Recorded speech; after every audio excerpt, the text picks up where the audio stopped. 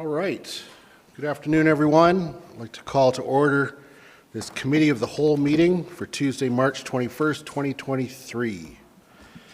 And to start, I would like to recognize that the town of Canmore is located in the Treaty 7 region of southern Alberta. In the spirit of respect, reciprocity, and truth, we honor and acknowledge Canmore area, known as Shooting at Willows in Stoney Nakoda, and the traditional Treaty 7 territory and oral practices of the Stoney Nakoda, comprised of the Bears Paw First Nation, Chiniki First Nation, and Good Stoney First Nation, as well as the Tsuut'ina First Nation and the Blackfoot Confederacy, comprised of the Siksika, Piikani, and Kainai. We acknowledge that this territory is home to the Métis Nation of Alberta Region 3 within the historical Northwest Métis homeland. We acknowledge all nations who live, work, play, and help us steward this land, and who honor and celebrate this territory. Now looking to today's agenda, are there any changes? Okay, thank you.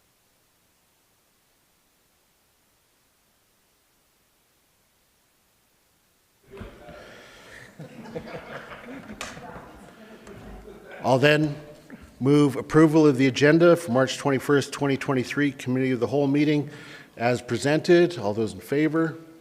Carried unanimously. Looking to the minutes, February 21st. Any errors or omissions?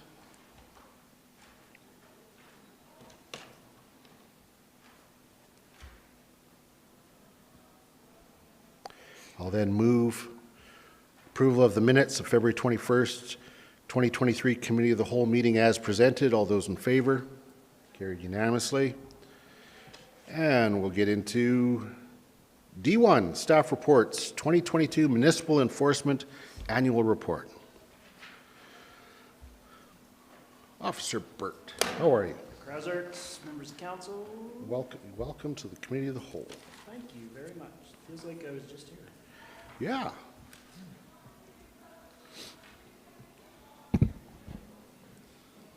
All right, Municipal Enforcement 2022 Annual Stats.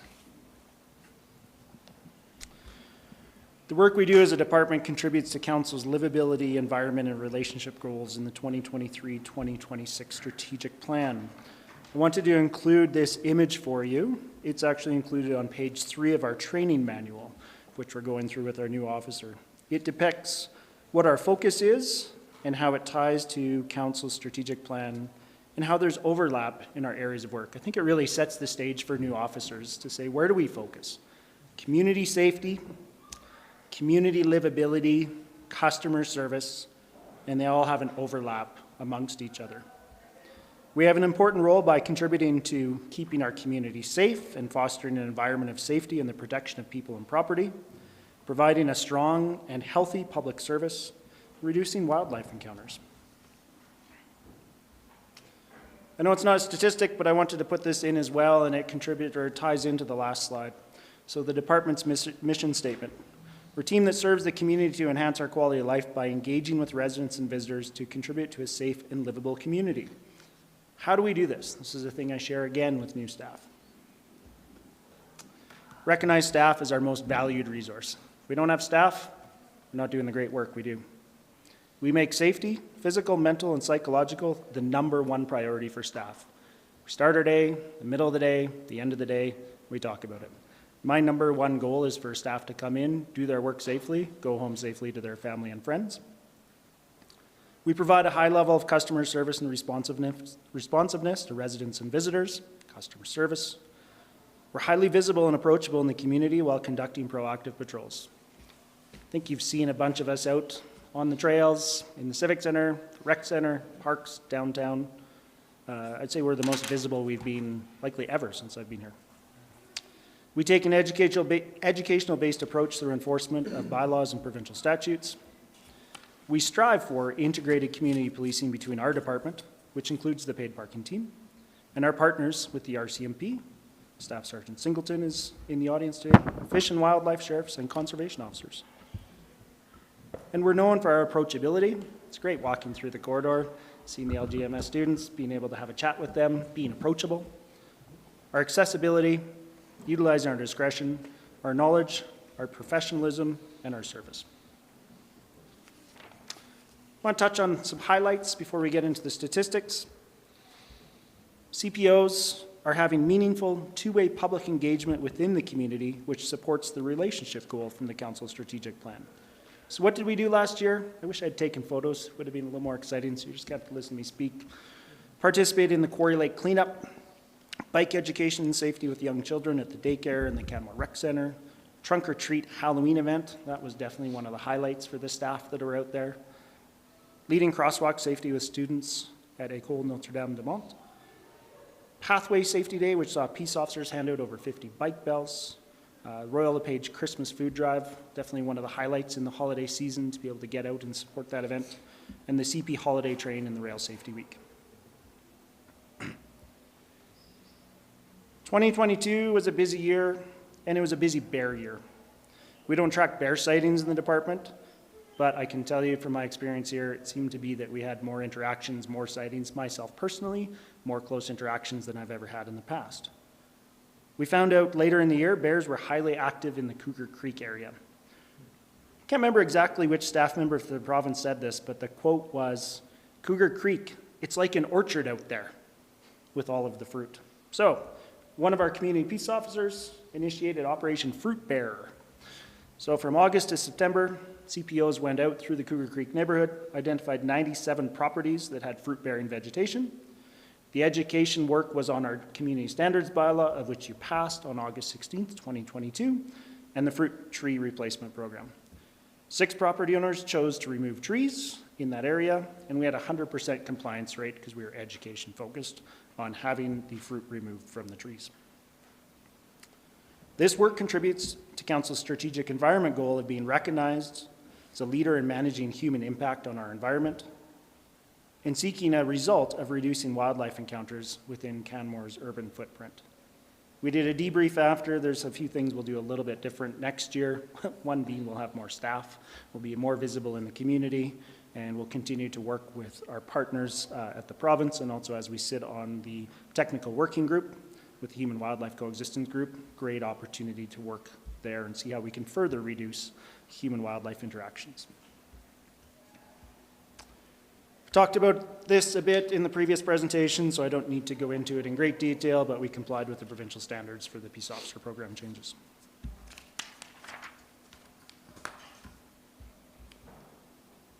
Statistics. We conducted 1,234 investigations in 2022, up from 1,108 in 2021, so that represents a 21% increase. 78%, or 957, were reactive, 22%, or 277, were proactive. Years ago, I used to set a target for the department for officers to go out and identify issues or concerns in the community and create proactive investigations to follow up on those, so residents didn't need to call and file a complaint. I used to set it at 20%. I didn't set it last year. Officers just went out and achieved 22%. Pretty impressive with the great work that the community peace officers are doing in our community.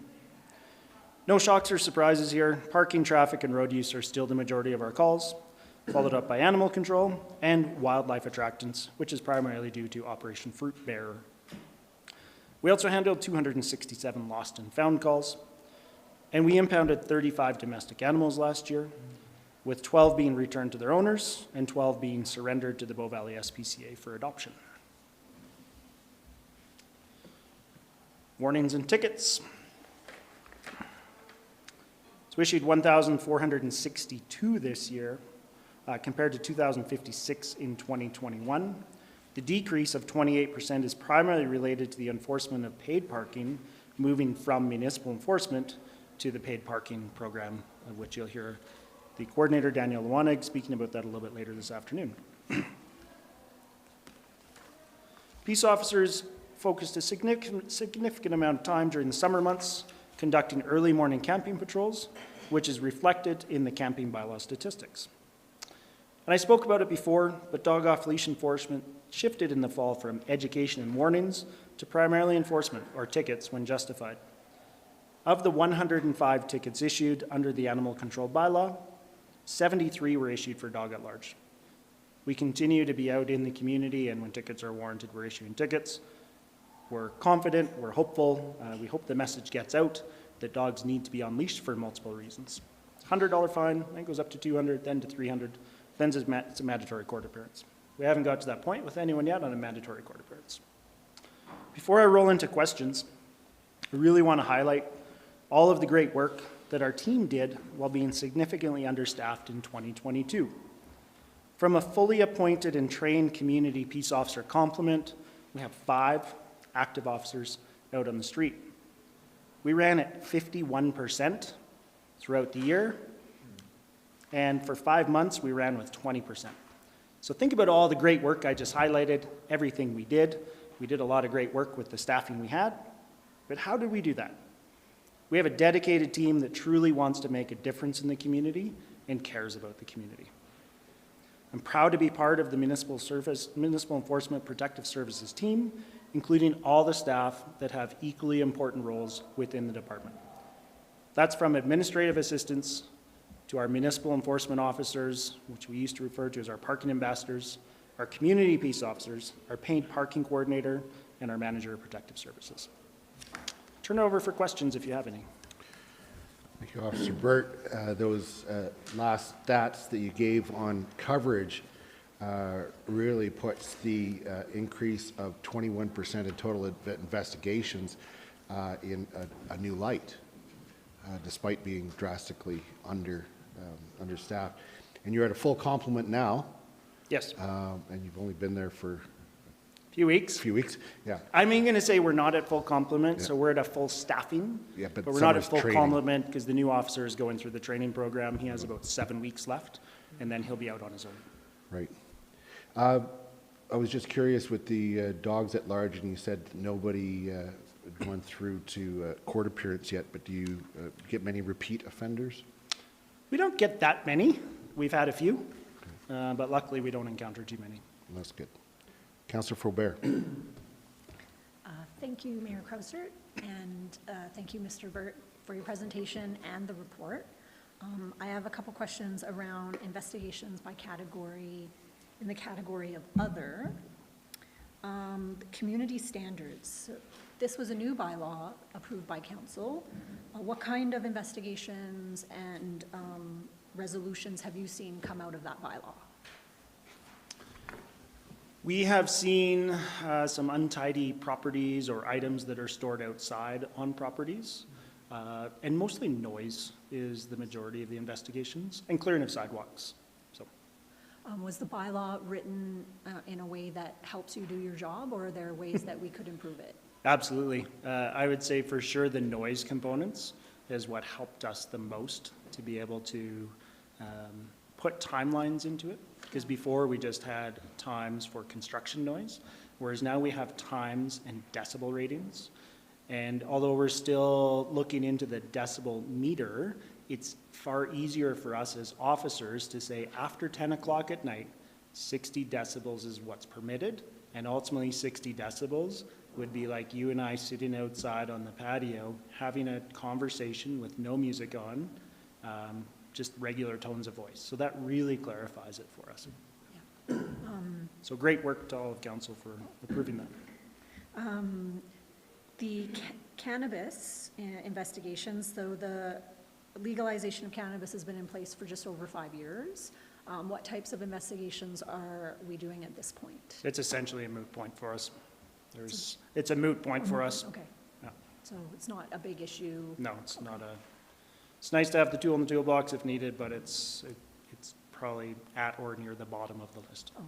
And then one more Sure, in that one more. category, water investigations. Like, is this on the river, or is this like use of water? Yeah, so it's water and sewer investigations, which in the previous committee, the whole report, Andreas Como had reported that those investigations are now transitioning into public works through the Public Works Department with support by the Municipal Enforcement Department. Thank you so much. You're welcome. Councillor Ma. Hey, thank you, Your Worship. Thank you for all that you do, Mr. Burt. I remember in a previous conversation we had, you mentioned how sometimes dealing with like the illegal camping is a more dangerous situation, a little more, some more unknowns and stuff. Typically, how many investigations like last year were there? I know it kind of fits in the other category.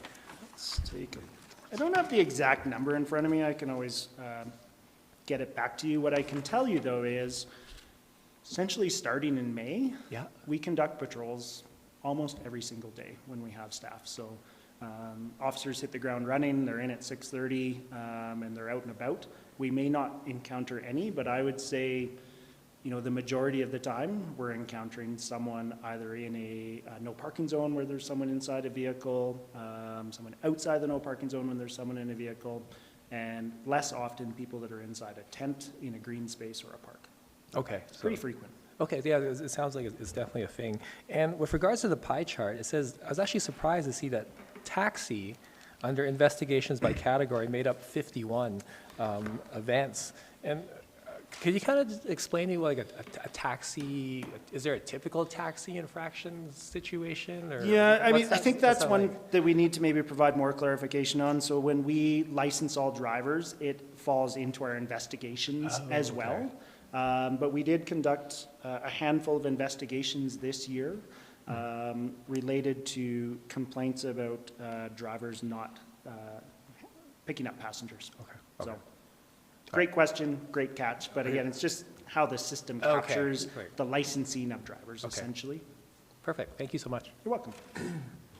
I often find that reading the warnings and tickets in combination with the investigations help provide clarity, because you can see with the camping bylaw, there's, 145 different incidences, warnings and tickets, whereas traffic or taxi is 3.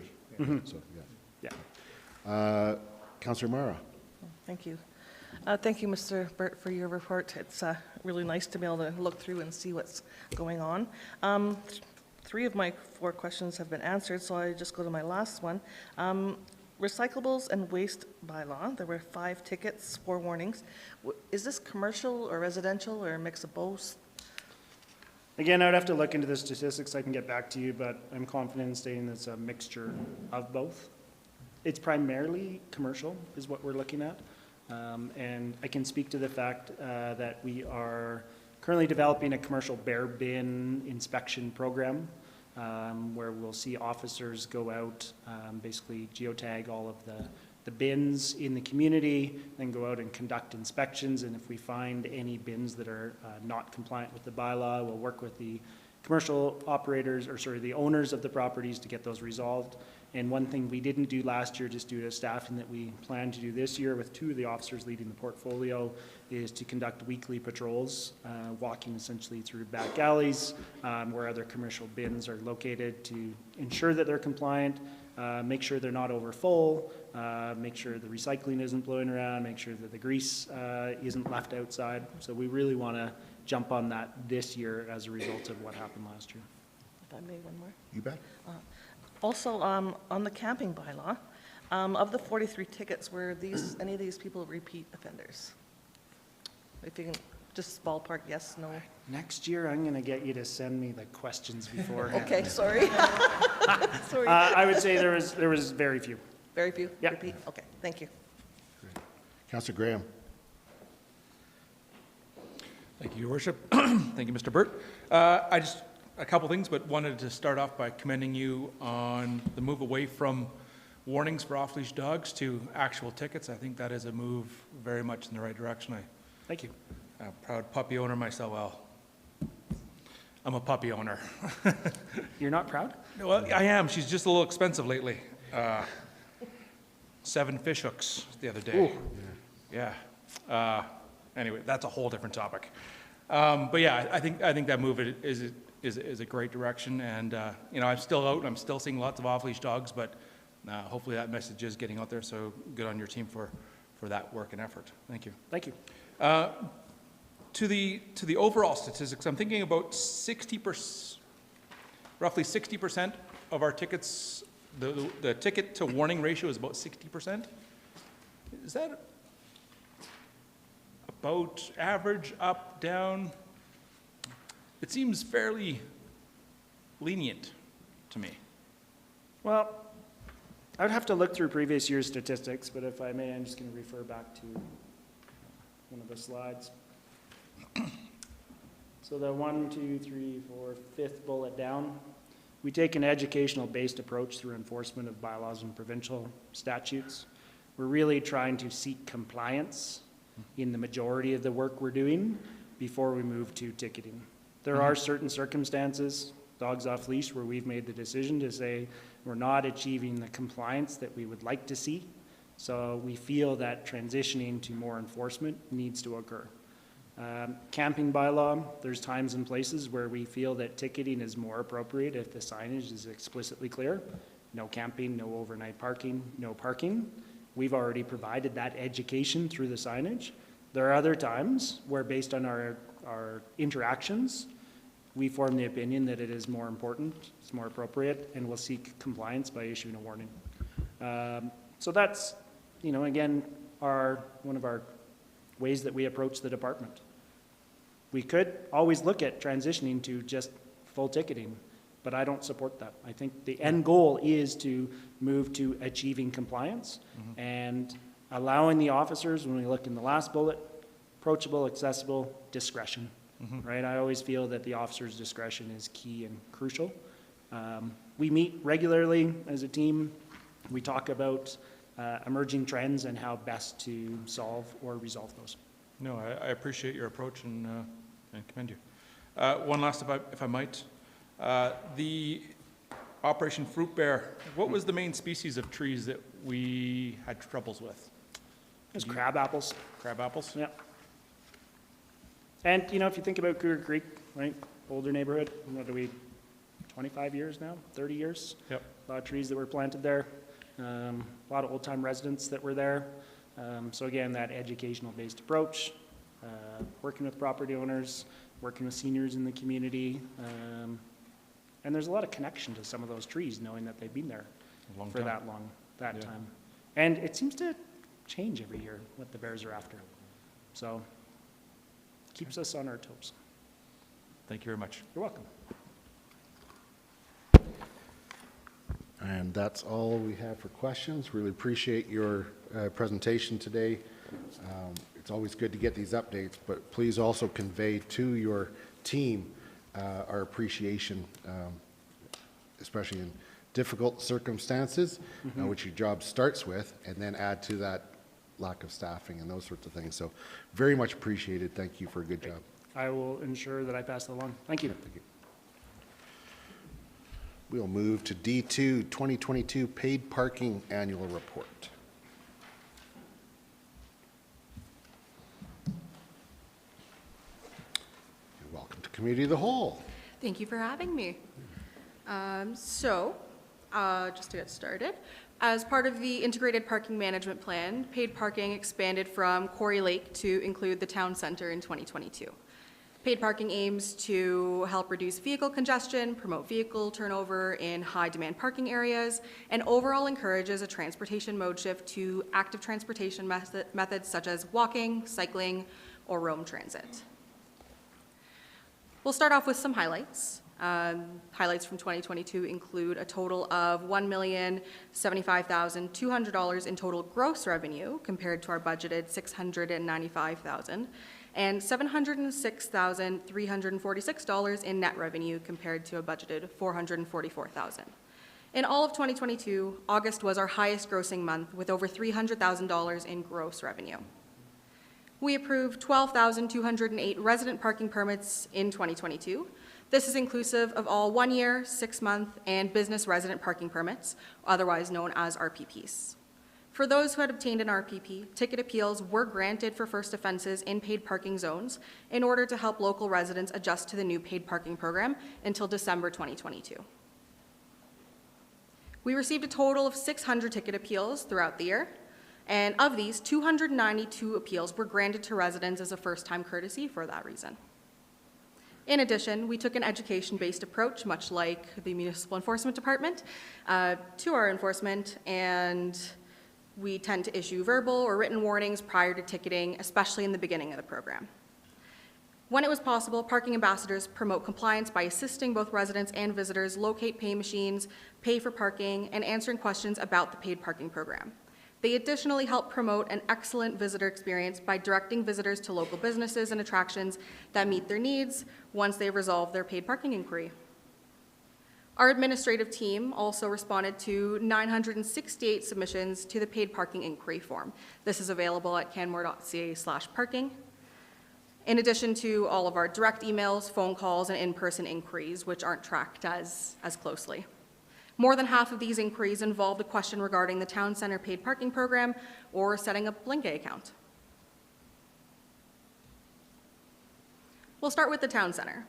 There was a total of $881,991 in gross revenue in the town center for all of 2022. This is compared to our anticipated revenue budgeted at $475,000. Approximately $300,000 in free parking was used by resident parking permit holders during the peak season from May 15th to October 14th. RPP holders also activated $177,813 in the peak season and $122,000 in the off-peak season. So from May 15th to October 14th would be our peak season, and October 15th to May 14th would be our off-peak season, for a total of approximately $300,000. So just on that, if I may. Yeah. When calculating the amounts, you would, for the off-season, you would take the number of hours and multiply it by $2. Yep. And for the peak season, you take the number of hours and multiply it by $3. Yep, and same goes for Quarry Lake as well, so by their respective rates for peak and So off-peak. it's interesting that the resident usage of parking seems to be consistent throughout the year. It seems to be, yeah. Because if you divide it by 2, it's about 60, divided by 3, you're about 60. Okay, so there is not a fluctuation for the residents. Doesn't seem so. Okay. So this is equal to over 120,000 hours of parking, or approximately 10,000 days, accounting for the 12-hour day of parking we have downtown. This figure gives us a more detailed breakdown, the figure on the screen, of parking utilization and revenue. So the 2 bars in green show us what was subsidized for residents. So that was free parking redeemed by residents in both the peak and off-peak season. All of our bars in blue show us actual gross revenue. Residents only paid for $5,210 of parking in the off-peak season and $6,414 in the peak season. This is compared to $179,214 and $740,394 spent by non-residents in the off-peak and peak seasons respectively. So the majority of our town center revenue comes from visitors to Canmore. Since becoming available on November 1st, 2022, a total of 17 monthly resident parking permits were sold. This permit is the permit that allows residents who are approved for an RPP to purchase a monthly pass to park in designated town center lots. 71% of all paid parking sessions were started via the Blinky app or the QR code web link. The remaining 29% were started via physical pay machine. The 2 pay machines located within the Miners Hall or 7th Street parking lot were responsible for 15% of all town center revenue.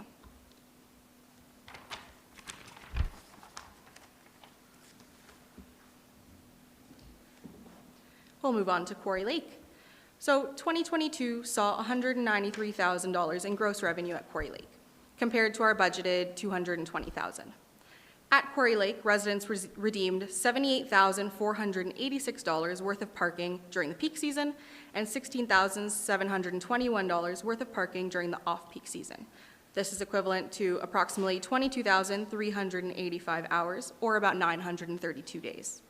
This figure gives us the same breakdown that we saw for the town center, again with the green bars representing subsidized parking for RPP holders and blue for our gross revenue.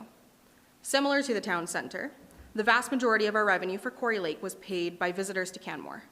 RPP holders have collectively spent less than $1,000 at Quarry Lake in all of 2022. 84% of parking hours took place during the peak season, naturally, it's a lake, and 72% came from visitors to Canmore. On the contrary, 64% of hours parked in the off-peak season at Quarry Lake came from residents.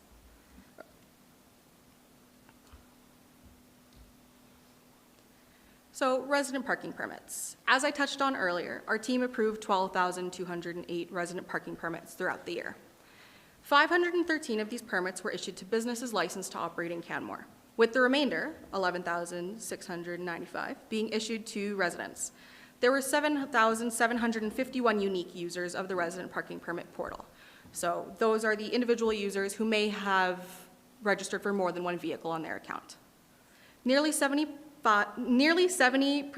of unique users registered for only one parking permit, while 24% registered for 2 vehicles. The remaining 6% of users registered between 3 and 5 vehicles to their account. There were also 198 unique users of the business parking permits, so 198 businesses registered for parking permits in 2022. 88% of these businesses registered between 1 and 4 permits to their account. 9% registered between 5 and 9, and 3% registered 10 or more vehicles. We only had 3 businesses registering upwards of 15 vehicles to their parking account. RPPs became available on May 30th, 2022. We saw a large amount of permit applications following the release date, but the week of June 26th to July 3rd saw the most applications in 2022, likely due to the start of the paid parking program on June 30th. A high visibility of the parking ambassador team, who are actively providing assistance to residents who are looking to obtain their resident parking permits and access to 3 hours of parking, is also a likely reason why we saw a spike in registration for this week.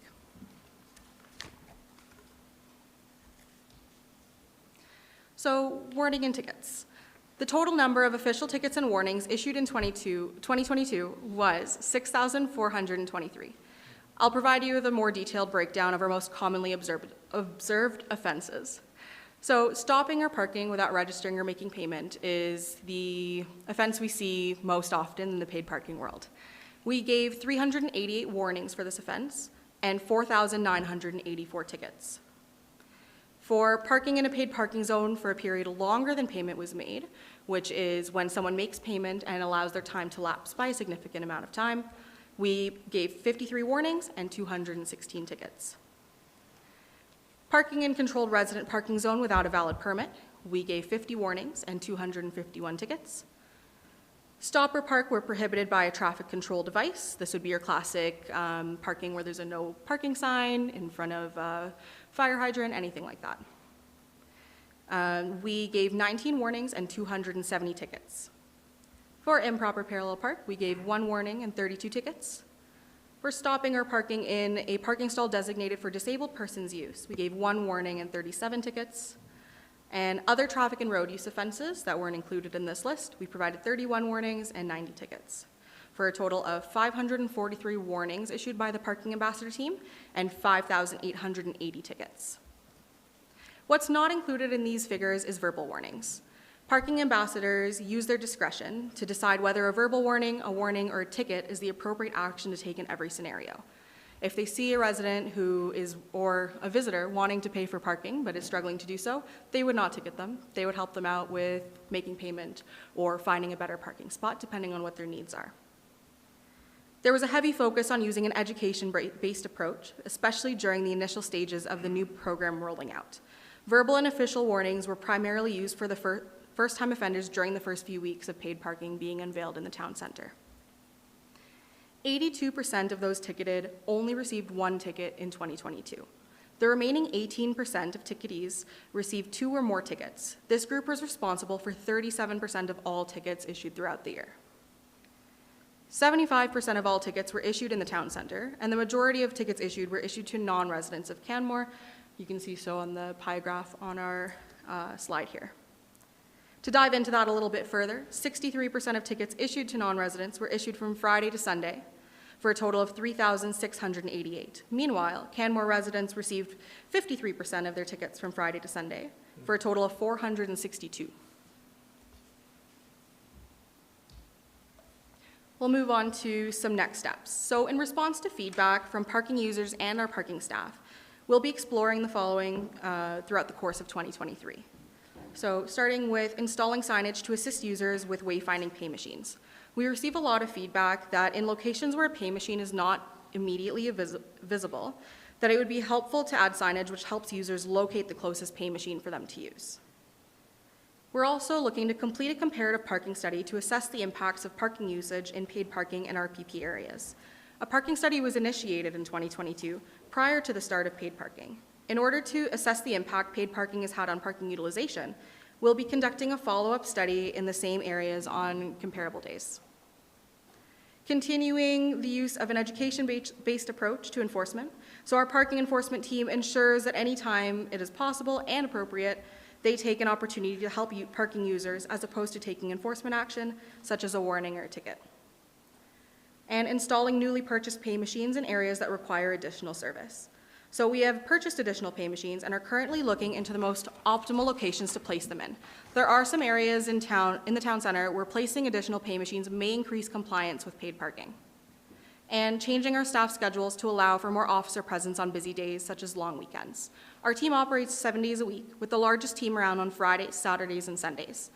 We've realized that on long weekends, when Mondays also count as a weekend, we can use some extra support to ensure that we have a team able to provide the public with the assistance they need and provide enforcement action if necessary.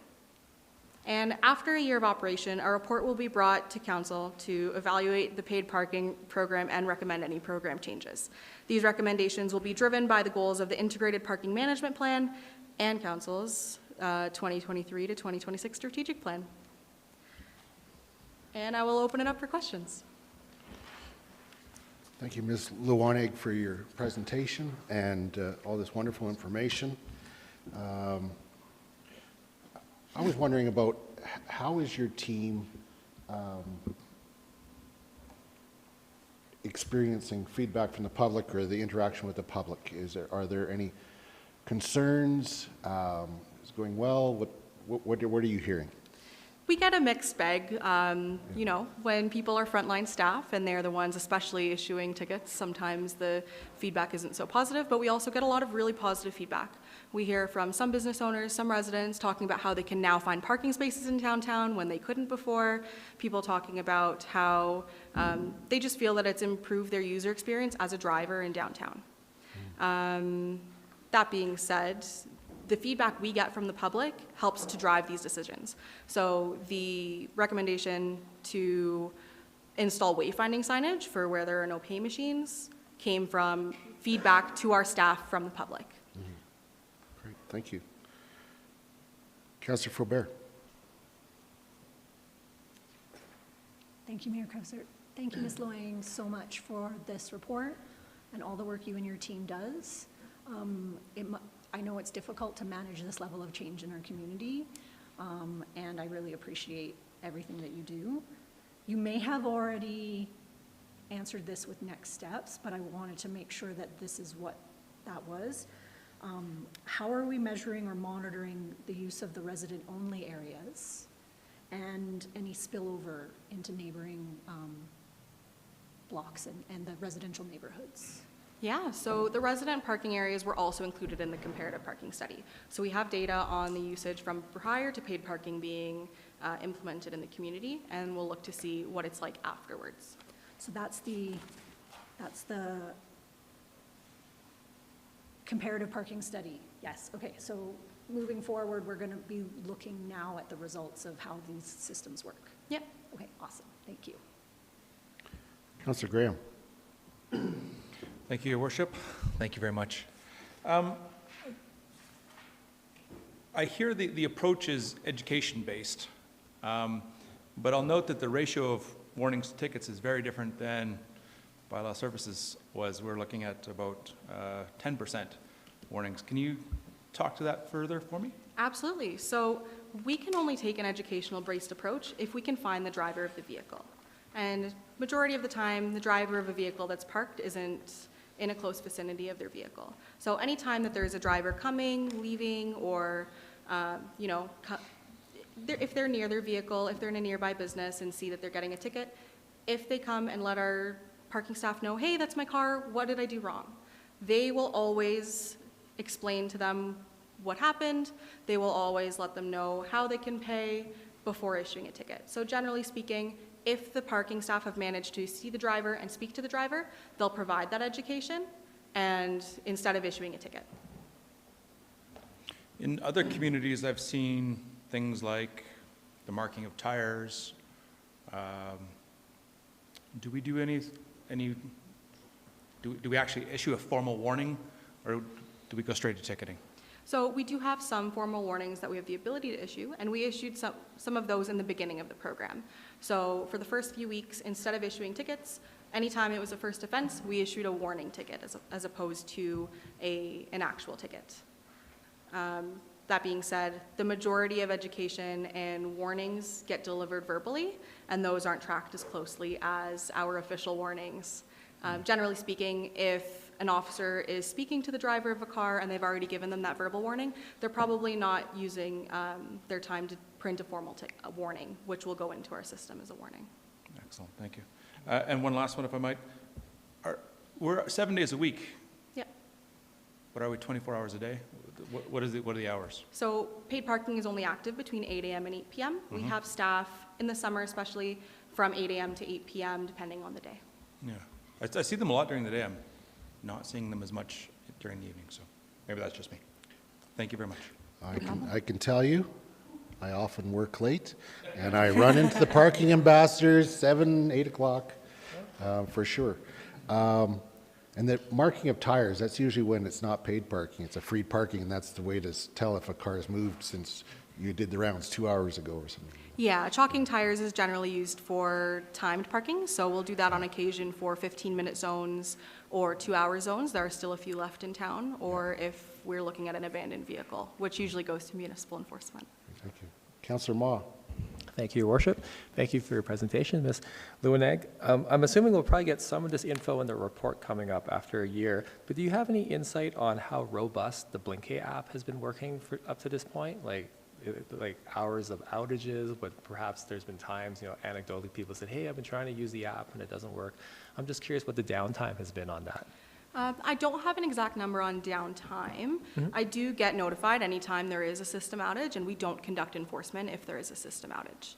That being said, we've only had a full system outage twice. That was for a few hours when Blinkay was down for everyone, for us in Banff, and anyone else who uses Blinkay around the world. It happened for very briefly during a Monday morning last month.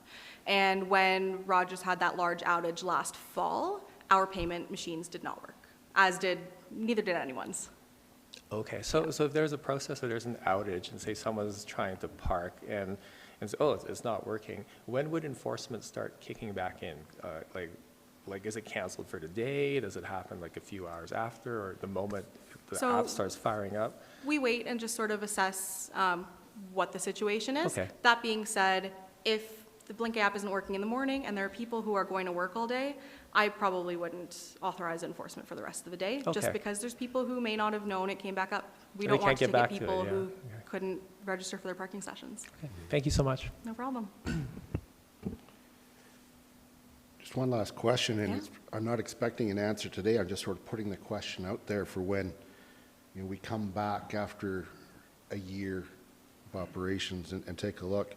I'm just wondering if there's any way, it's actually two parts. I'm sure that there's a way that we've measured change in traffic volume compared to now, but I don't know if there's a way we can do it, but to determine if there's been any change in behavior, resident versus non-resident.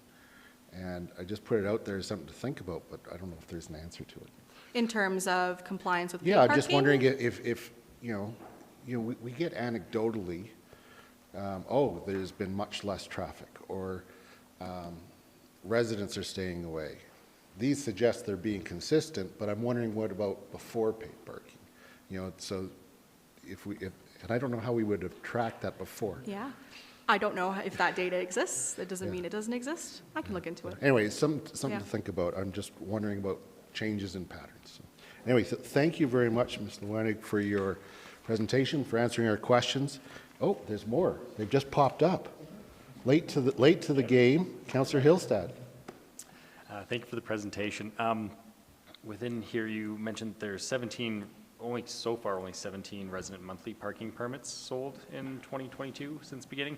Has that number since this presentation increased at all, or are we still sitting at 17? And then follow-up to that would be, if we're getting, to me, that's a fairly low number. So if we are getting it just consistently throughout the years, just basically a handful of residents doing that? Are we going to look at, is administration looking at options to not actually offer the monthly passes, or will we continue to, just depending on uptake? Just because, again, I know work and effort goes into providing that option for monthly passes, so if it's not being utilized, do we look at potentially removing it or keep going? Just your thoughts on that. I don't have the figure for 2023 so far. It seems that it's fairly consistent. That might change in the summertime. We might drop to a much lower number in the summer months just because the price of the pass increases. There's nicer weather for people to take transit and walk into downtown.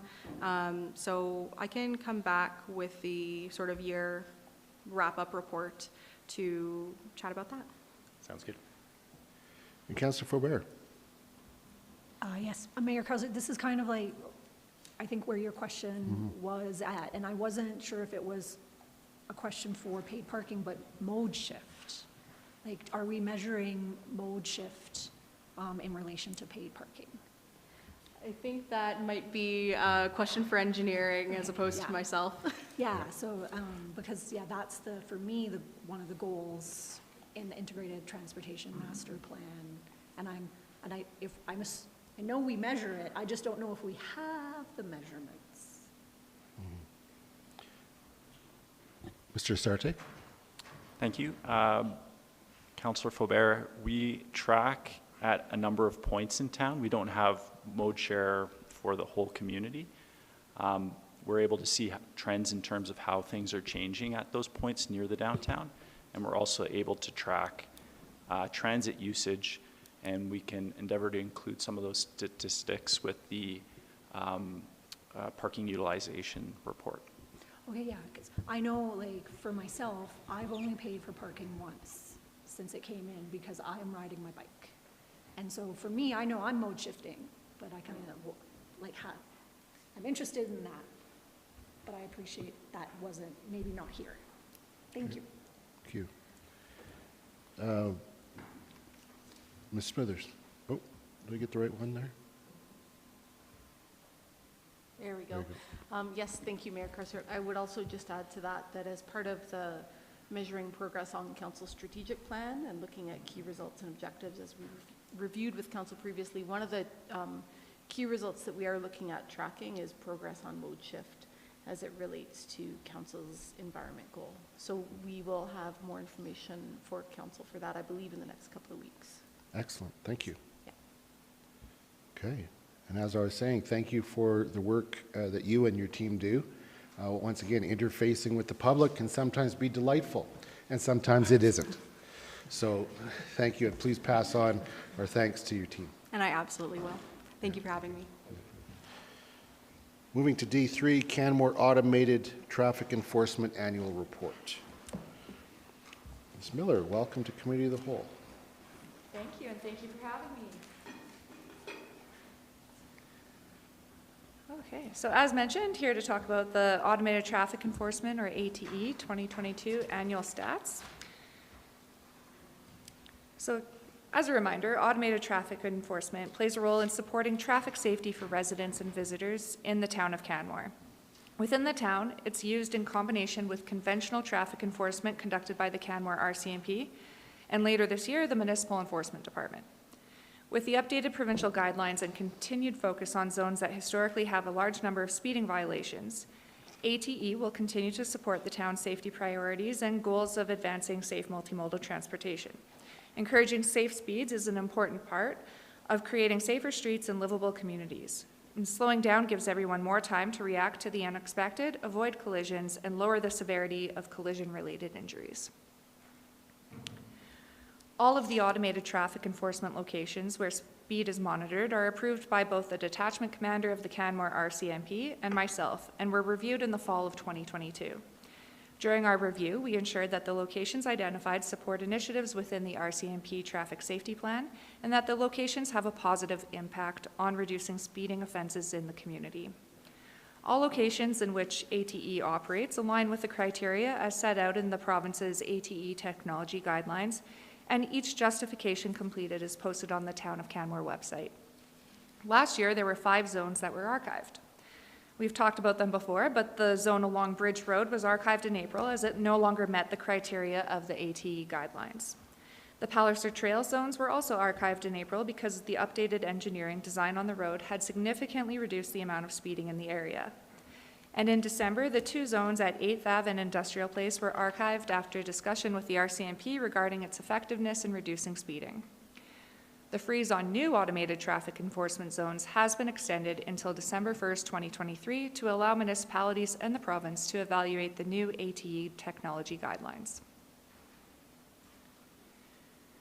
In 2022, the ATE operator was deployed for 1,358 hours and spent 40% of their time in playground and school zones. The other 60% of their time was spent in other speed zones. The split in times is fairly consistent month to month and is at the direction of the Town of Canmore administration. There were over 500,000 vehicles monitored in 2022, and just over 10,500 were observed speeding. Of those 10,500, just over 7,000 speed notices were issued. Reasons that speed notices may not have been issued or processed range from administrative to evidence not being captured. In 2022, 73% of all violations were committed by non-residents. A non-resident is someone who does not have their vehicle registered in Canmore and could include vehicles from surrounding municipalities. Residents were responsible for 27% of the speed violations. Automated traffic enforcement violations year over year do not have an obvious trend to determine whether the new provincial guidelines have affected the total number of tickets issued. There are a number of factors that can influence the amount of tickets issued, including other initiatives aimed at reducing vehicle speeds within the Town of Canmore. The province now shares collision data directly with municipalities to assist with the justification and oversight of the ATE program. In Canmore, we also use this data to inform our traffic safety initiatives as a whole. In 2022, there were 3 collisions in the ATE zones. All 3 were property damage collisions, and 2 of them were in 50-kilometer-an-hour zones where there's a higher frequency of speeding, and 1 occurred in a playground or school zone. Between 2019 and 2022, there were 34 collisions reported in ATE zones, 9 of which were injury-related accidents, and 3 of those 9 involved pedestrians. And now when I say involved pedestrian, it does not mean the pedestrian was necessarily struck, but that a pedestrian was involved either directly or indirectly because a vehicle stopped for them. The zones along Bow Valley Trail and Benchlands Trail have the highest number of collisions out of all of the ATE zones between 2019 and 2022. There have been 11 collisions reported along Bow Valley Trail at or near Ray McBride, and 10 along Benchlands Trail at or near Cougar Creek Drive. These 2 zones account for 22 out of the 34 collisions in all ATE zones. And in 2022, there was a total of 3,105 speed notices issued in these 2 areas, accounting for 44% of all tickets issued. So there are very few reported traffic collisions in the playground or school zones. Collision and speed data continue to inform traffic calming and road design capital projects, and Palliser Trail remains an excellent example of this, where the zone has been able to be archived because of traffic calming and road design have made it more difficult for drivers to speed in the area. Of note, the Bow Bridge zone was archived in April 2022 because it no longer met the criteria set out in the ATE guidelines. But in 2020 and 2021, this zone had collisions involving pedestrians, and after the zone was archived, there were 2 more reported collisions in June and October of 2022, one involving a pedestrian. The 2 collisions reported in June and October, they're not included in the collision data table above, as the zone was not an ATE zone when they occurred. ATE revenues in 2022 were just over $500,000, and net revenues just totaled over $250,000. These revenues fund expenses related to policing, traffic safety, and community safety initiatives or programs. In 2022, fine revenues funded 1.5 RCMP FTE contract costs, equipment for the peace officer patrol vehicle, 44 new driver rebates at $250 each, and it's always fun to get those and seeing all the youth getting their license. It's kind of a cool thing to look at. And an active transportation project, or active transportation projects, I should say. So in 2022, the active transportation projects included precast traffic calming islands and a reduction in speed limits from 50 kilometers an hour to 30 kilometers an hour in Hawks Bend and near Lions Park, as well as precast medians to improve pedestrian safety at Glacier Drive and Elk Run. And just as a reminder, the town of Canmore does own and operate 5 vehicle-activated traffic calming signals. So these illuminate and notify drivers of the posted speed limits when they're approaching the signs and are traveling above the posted speed limit. These signs are placed in key locations in town where speeding is a concern. There's a couple in some of our higher speeding areas. And the town of Canmore does own and operate 1 mobile speed trailer that displays the speed of motorists as they approach the sign. The speed trailers move weekly to predetermined locations, so I work closely with the Streets and Roads team who goes out and moves it. And it can be deployed in neighborhoods where residents have expressed concern with speeding.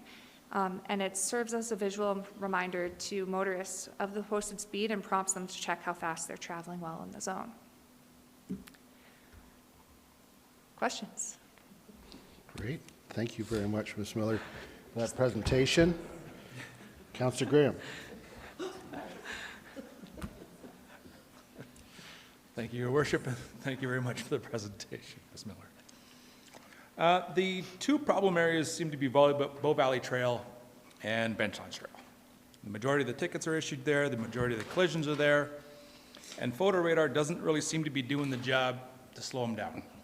What else are we doing to mitigate those challenges in those 2 areas? That's a good question. Thank you. I'm not sure that I'm able to answer it on my own right now, but Andy looks ready to go. I think that there's, Mr. Asarte, I'll defer to you. I think there's a statement that you made that probably was a question. Are these efforts doing anything to change? And then if not, what else could we do? I would say in general, enforcement does support consistent speeds on roadways or lowering speeds on roadways, and tends to be used in places where we have traditional design and the roadways are driven in ways that people feel comfortable. So we have wider roads, steep grades on benchlands. Bow Valley Trail used to be the Trans-Canada Highway, and so was designed and built for speed. Mm-hmm. And so to complement enforcement or to remove the need for enforcement really requires change in the nature of the roadway. And we're seeing that change take place on Bow Valley Trail incrementally over time. We've made a number of changes throughout the corridor that are contributing. There are some changes planned for the McBride area as part of upcoming development, so we'll see a new median go in, and they've been quite effective at lowering speeds. And the project planned along Bow Valley Trail in the hospital area, which will take place as we can get a contractor on board for that, will also help slow speeds on there. Benchlands, we looked at making changes as part of the rehab project. Some may recall some temporary traffic calming that was put in place up there, and ultimately it was decided to move away from that for a number of reasons, but that road is what that road is, and there isn't a lot of opportunity to traffic calm it at this point, and so continued enforcement will be important. And we do have 2 of the speed-activated signs on that road, and now with December, that's when the final implementation of the provincial guidelines for ATE were put into place, and the new drive safely signage. We've received a lot of comment with people seeing that sign, and we see a lot of people now being reminded with the signage when automated traffic enforcement is happening to slow down. Whether they notice the vehicle and they're only slowing down for the vehicle, at least they're slowing down. So the signage has been effective in drawing attention to the speed in that area and to address some of the concern in that area as well. Would it be appropriate to put a sign signal, you're going too fast, blinky lights like we have in many other locations? I think there's 5 of them. You stated how effective they were. Mm-hmm. We do have one on Benchlands Trail, so we could look at putting one on Bow Valley Trail, we just have to look into what that looks like and see what kind of budget we have for that.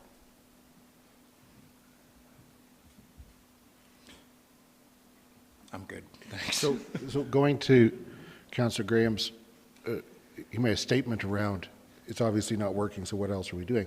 But I'm serious, do we have an indication that there is improvement, even though there are still hot spots? Are they less hot than previously?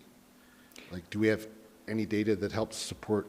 I'll have to go back and look at what happened in 2022 versus we changed a little bit the reporting from the province. Right. So it's easier now to see it broken down by zone in 2022. We provide quarterly reports and we get a whole breakdown by zone. So I'll have to go back and look at what we have for the zones previously. It'd be interesting to know because then we know what's working. Yeah. Your worship, if I might just. Yeah, Councillor Graham? I think my struggle with this over the years has been understanding how this is improving safety. And I haven't seen in the stats a direct correlation. You know, our numbers kind of go up and down. We don't have very many accidents. I just still struggle to see the correlation between improving safety and the ATE program itself. So. I think anytime that we're doing enforcement, it serves as that reminder, and especially now with some of the new provincial guidelines in place, like I'm curious to see what this next year looks like, and after a year of implementation, what the effect has been on our tickets issued, the signage, like I get regular updates that people saw the photo radar vehicle. That is great. He is much more visible lately. Yes, it's I much more appreciate visible. So even adding the signage has reminded people to slow down. But there's always other initiatives that we can look at improving safety. I think with these zones, even in the photo radar zones, like those are unlikely to, or in the playground and school zones, sorry, those are unlikely to be non-residents, right? So having that vehicle there, serving as a reminder, doing that enforcement in the zones where we have a very vulnerable population, and as we hope to increase mode shift and see more people walking and biking, we want people to go slower and we want to reduce the impact of a collision. And if the drive safely sign is helping with that and people who are ignoring the sign are still committing a violation, and getting that reminder maybe a couple of weeks in the mail, later in the mail, but it's still a reminder to slow down and maybe pay more attention in that area. Absolutely. Thank you. If I might add a little perspective on that too. About 11 years ago, I sat right where Councillor Hillstad was, and Greg Burt stood right there, and I asked him same questions. How does this relate to safety? I was thinking, I think very much like you are, at tickets and the impact of that moment or non-moment 2 weeks later on tickets, and how does that improve safety? The response changed my perspective entirely. And if you take a look in our report under what the revenues do, and they fund these traffic calming initiatives. I see Staff Sergeant Singleton back there. It funds 1.5 police officers. It funds drivers taking driver education. All of these things increase the safety in our community. And if somebody wants to be part of the donation system in order to do that, well, then continue to drive recklessly. It is a choice. And we see the results of that safety, not simply in the tickets and whether that act caused them to reduce it, although when I get a ticket, it's very seldom in the mail 2 weeks later. I'm especially careful around that particular area again. But there is so much more that we have to look at. And what is safety? This stuff is the safety. Just offer that as perspective. Councillor Mara. Done? Okay. Thank you, Ms. Miller, and thank you for your report. And thank you, Mayor Krausert, for bringing that to our attention, and I was going to comment on that. I just have a comment and a question then. Benchlands Trail, I know coming down there, because it's downhill grade too, and I will say now that the yellow sign is on the truck, you see a lot of brake lights, so even people that aren't even speeding are hitting their brake lights. The question I have is on Bow Valley Trail. I've never personally, that's just me, have seen photo radar on, there is photo radar on there? Yeah, closer down by the McDonald's end near Ray McBride. But not in the, Not on the what I would main call the stretch. No, main- we just have the one zone bidirectional down by Ray McBride. okay, thank you. I had a question around the slide that shows about 75% of tickets go to non-residents and 25, it's not exact, but it's in that range, to residents.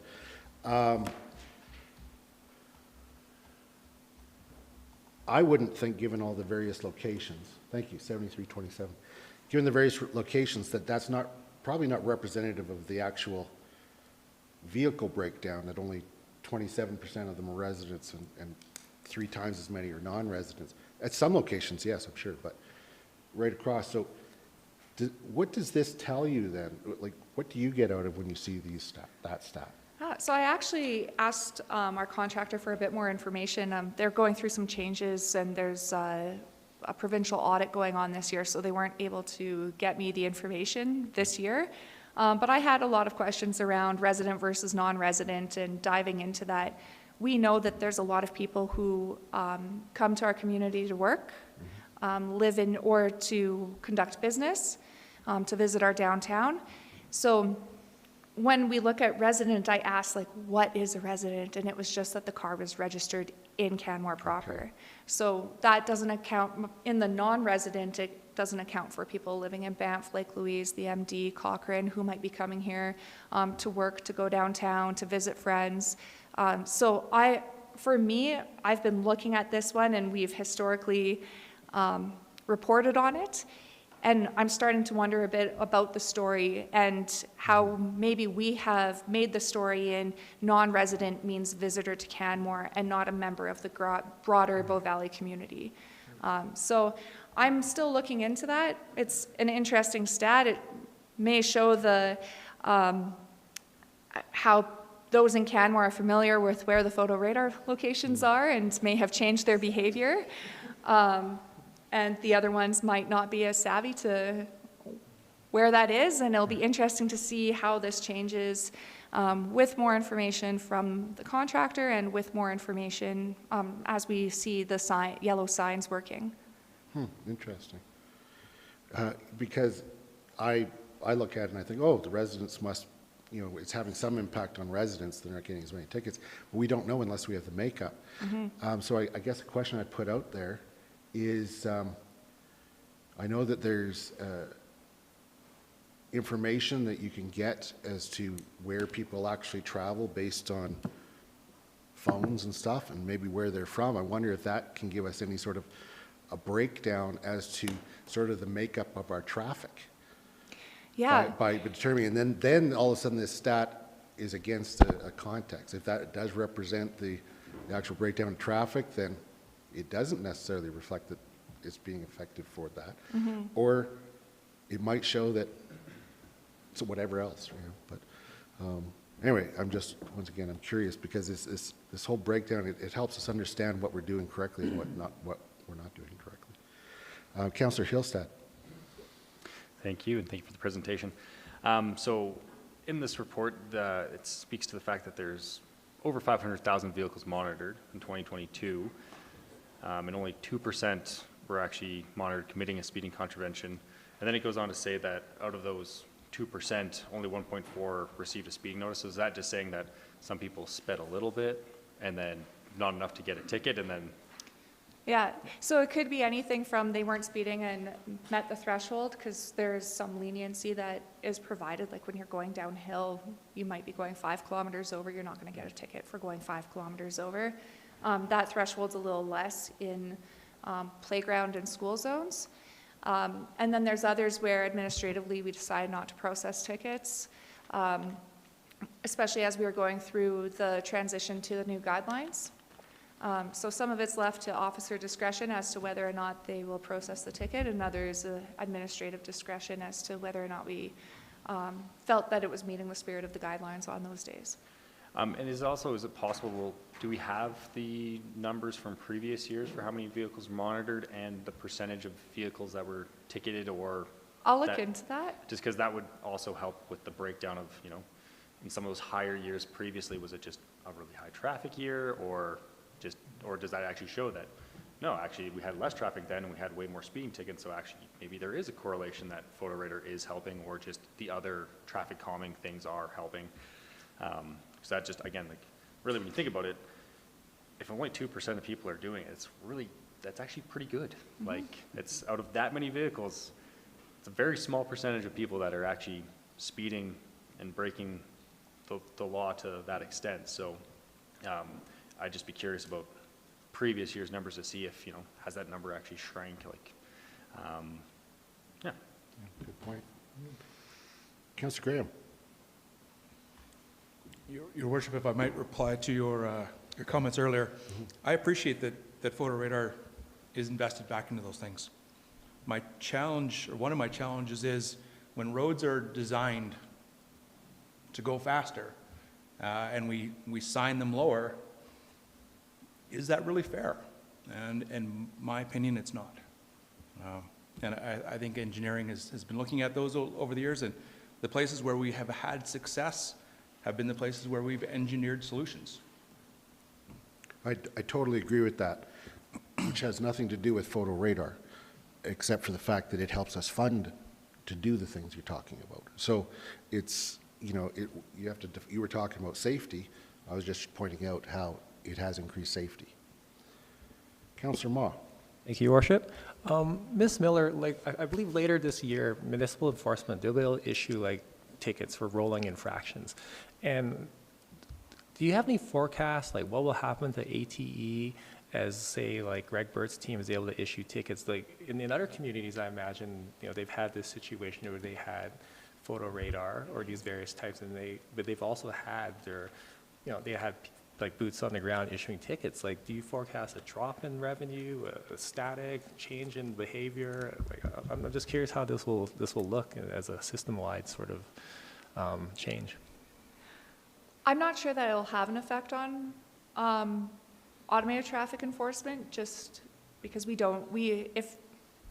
if the AT is in the area, then we don't need to enforce in that area and do double enforcement. And AT is one of the tools that we use for traffic safety. So on top of conventional enforcement, and the RCMP is still doing traffic enforcement right now.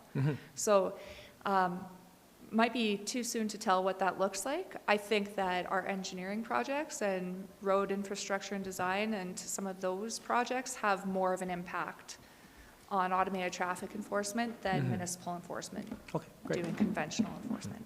Thank you. Yeah. Looking to see if there are any other questions. Thank you, Ms. Miller, for your presentation. And we really appreciate you bringing this information to us. Obviously, there's great interest. Thank you. Thank you. Now, I'm going to take a little break from our regular programming here. And before we move on to the next agenda item, I'm going to say a couple of things, and then I'm going to call some people forward. So, Mr. Colgan, there will be a photo opportunity in just a moment if you want to. There has been considerable community discussion about one particular intersection in our community. I don't know if you're aware, but it has caused everybody to have an opinion, and without a doubt, there were some problems at times, as anything new often does. But I would like to recognize something here about that intersection that we have at Benchlands and Bow Valley Trail, where it meets Railway. It was part of the TIP 20 project. And the TIP 20 project came, despite added scope, came under budget. So first of all, well done in that respect. But let's take a look at the impact of that intersection. It has over 50% fewer accidents now. Of those, over 70% fewer injuries, and 100% reduction in accidents involving bikes and pedestrians. And we also can tell how long it takes for traffic to go through those. And it's a minor amount of longer time that it takes We're talking seconds, not minutes longer, seconds. And it will allow us to control traffic so much better through the future that we weren't able to. And it contributes to the mode shift incredibly. We have seen through that intersection on a peak day, it's able to convey in one day 30,000 vehicles, 4,000 pedestrians and cyclists, and 1,200 transit users. That's big volume. And in light of that, just recently, the town of Canmore was awarded the 2023 Minister's Awards for Transportation Innovation. This is an award of excellence for design innovation presented to the town of Canmore, Bow Valley Trail and Railway Avenue, protected intersection with near-side signals. And I would like to call a small group of the team that made that possible forward. If you can meet me down here, we have Andy Asarte, Adam Robertson, and Claire Ellick.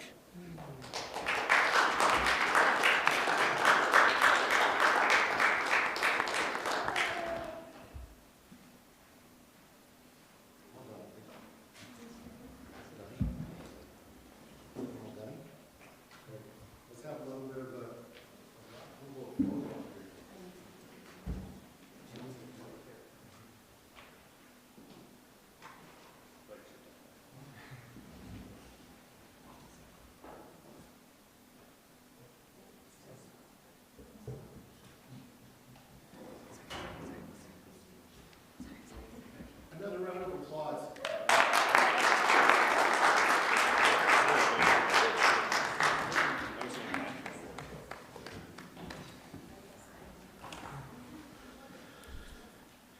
All right, now back to our normal programming. Item D4, local and collector road speed limits, safety and livability. Ms. Alec, welcome to the Committee of the Whole.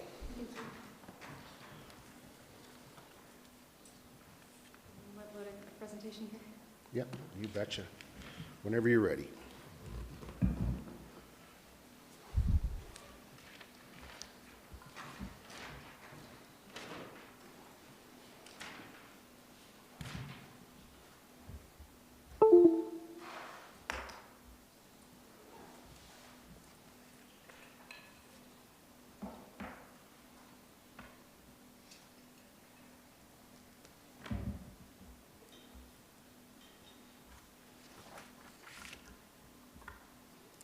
Good afternoon, Mayor and Council. I'm Claire Ellick, Transportation Engineer for the town of Canmore. I'll be presenting this afternoon on administration's plans for moving forward with the implementation of reduced speed limits on roadways in Canmore.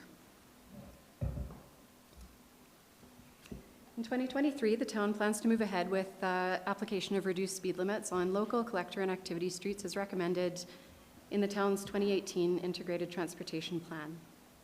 This project has been approved by Council as part of the 2023 capital budget.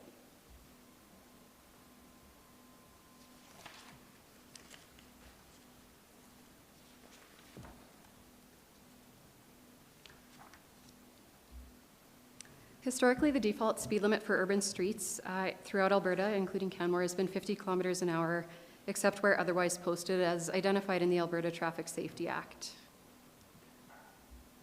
In recent years, there's been an increasing body of knowledge in the field of traffic safety that has emphasized the relationship between vehicle speeds and collision outcomes. Accordingly, there's been a corresponding shift in the standards and best practices to emphasize human life and safety over convenience. Many cities and countries around the world have moved forward with the application of reduced speed limits in urban areas to address the more than 270,000 pedestrian deaths that occur globally each year because of collisions involving motor vehicles. Along with safety benefits, there are many positive outcomes in terms of livability, equity, and greater opportunity for active travel that result from reducing urban speeds. The town's ITP identifies a long-term strategy for an increasing proportion of trips to occur by walking, cycling, taking transit as a means of accommodating future growth and travel demand.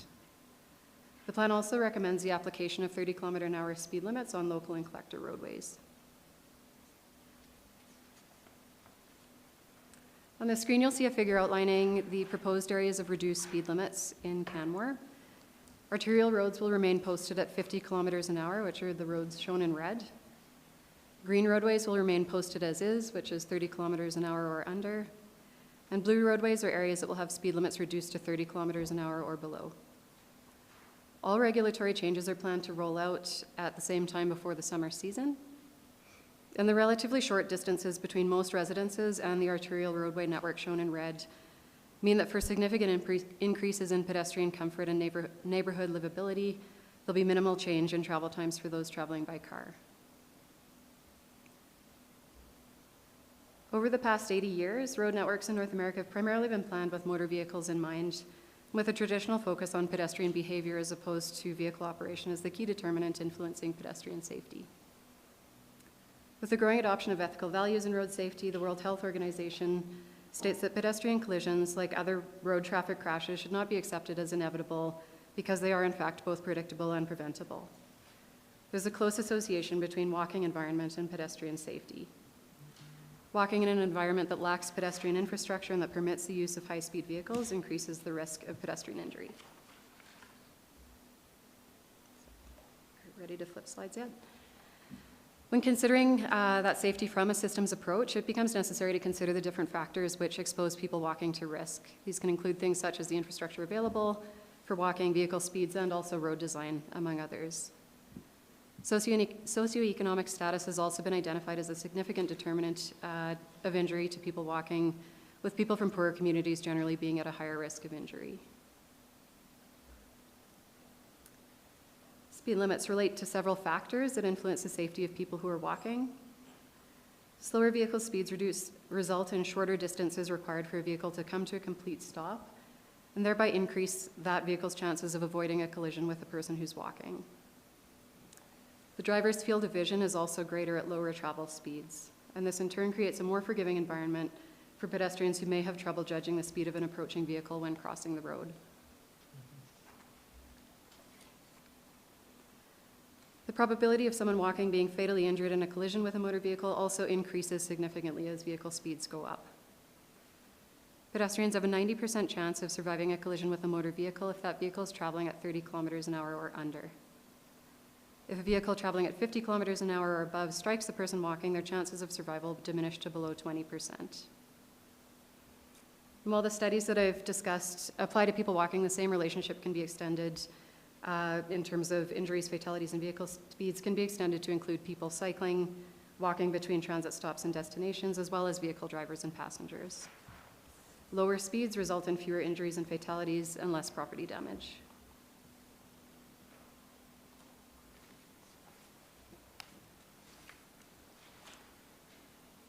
Lowering speed limits can also increase the quality of life through reduced levels of traffic noise, lower emissions, reduced inequities, and a more forgiving and attractive environment for people to be able to participate in daily life regardless of how they travel.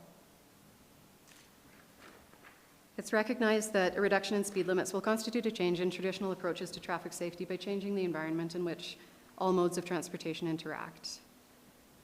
The consistent application of speed limits throughout our community will create consistency in driver expectations, which is an important component in facilitating understanding and changing behavior. And as mentioned earlier, the arterial roadway network will remain posted at 50 kilometers an hour.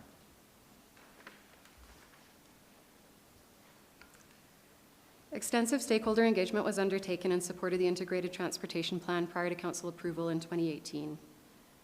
More recently, this project was included in the January 2023 open house for information, and the plan received positive feedback then. An education campaign is planned to coincide with the implementation of these changes throughout the community, and this work will be completed ahead of the busy summer season.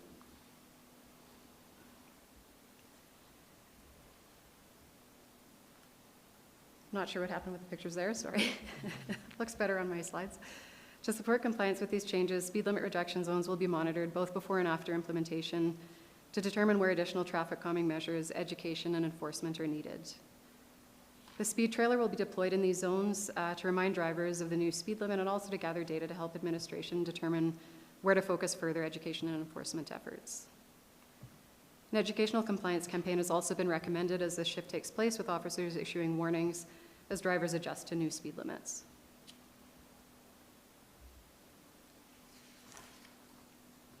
Areas where risks to people are highest and non-compliance is determined to be an issue will be prioritized for additional traffic calming. Precast concrete medians, curb extensions, and speed signage will be used where additional speed reduction and compliance is needed.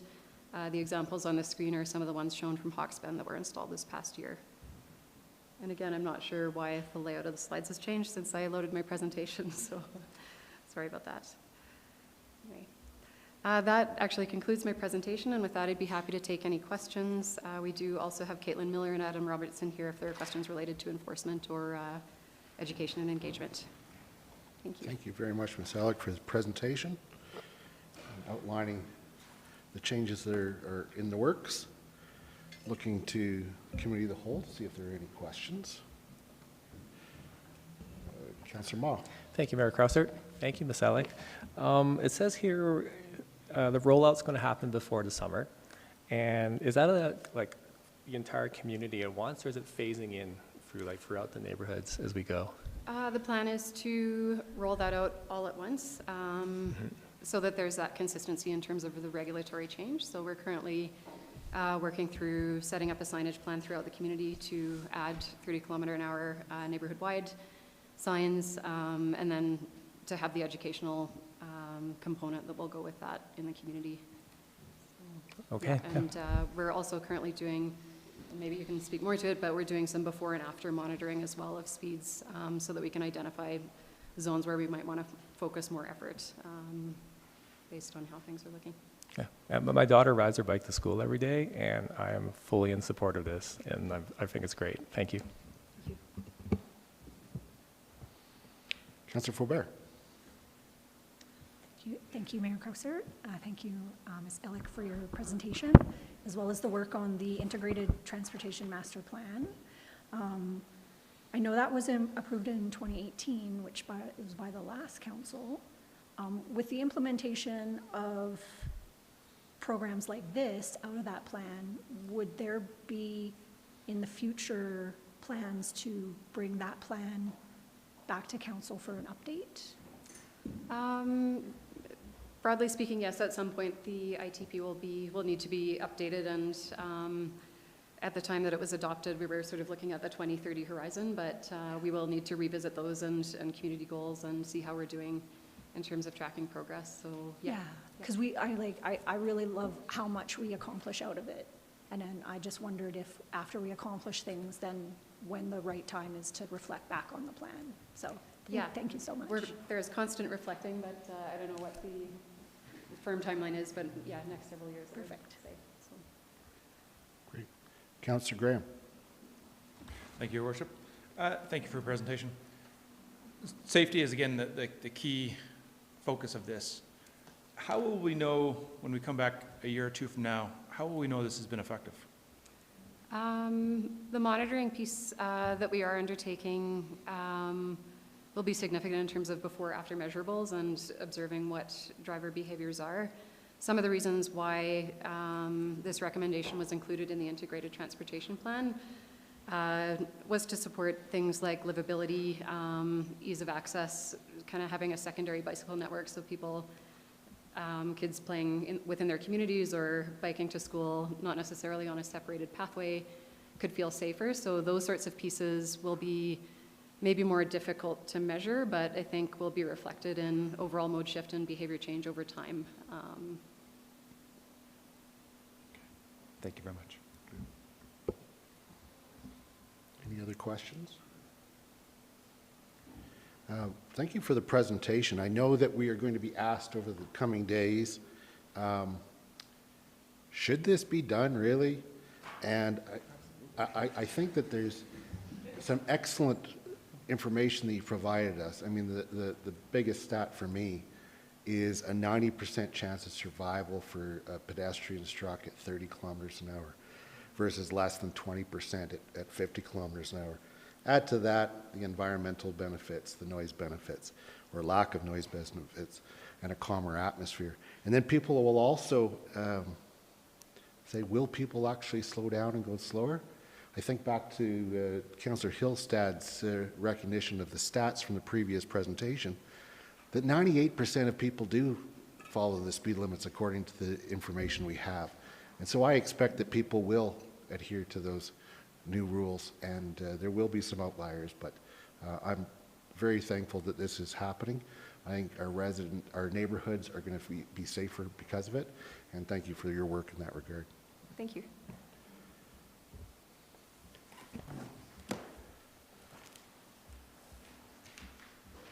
We'll now go to item D5, Elevation Place Aquatic Center update.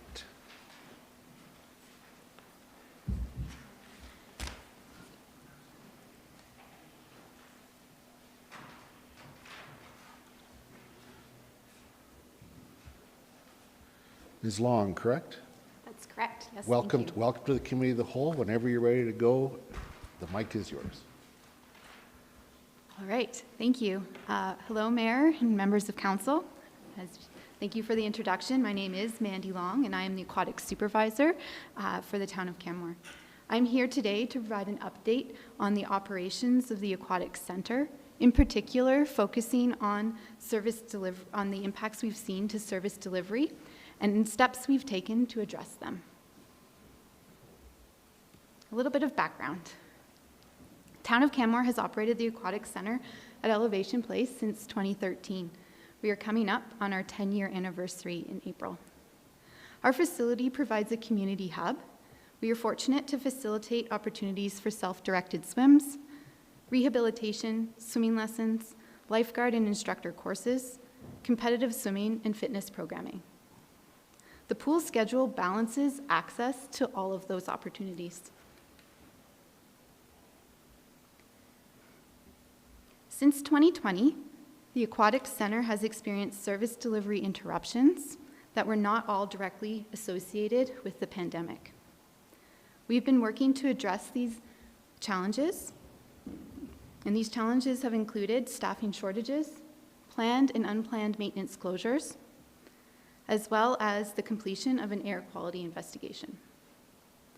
Efforts to address these challenges have resulted in a decrease in service disruptions, and this presentation will review those 3 key challenges and how they're being addressed. Staffing shortages. The Town of Canmore has been challenged to recruit and retain qualified lifeguard and swim instructors. This trend is not unlike other communities. As we've seen reported through national news outlets, restrictions during the pandemic resulted in significant disruption in access to aquatic education and training programs, both the original and recertification courses. This gap in training had significant impact on the number of certified individuals working in aquatics, both nationally and within North America. As such, staffing shortages has been a significant factor that's impacted our ability to maintain service levels. Most notable of those impacts have been, we've had periods of reduced operational hours, limiting capacities for our drop-in swims, and decreased offerings of swim lessons, aquatic fitness classes, and school programming. So how are we addressing staff shortages?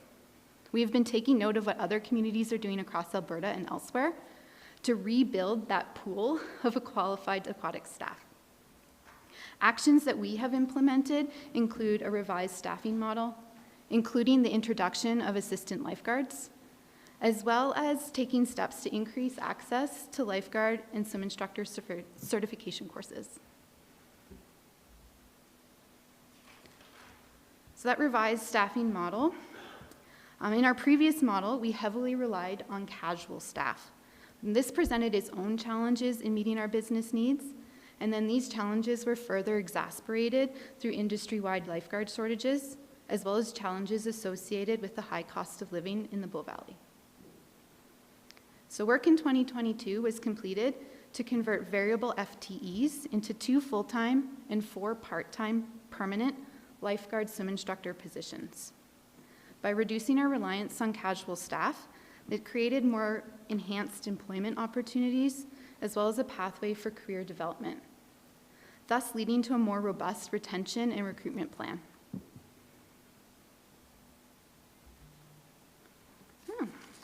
my slide's a little off there too.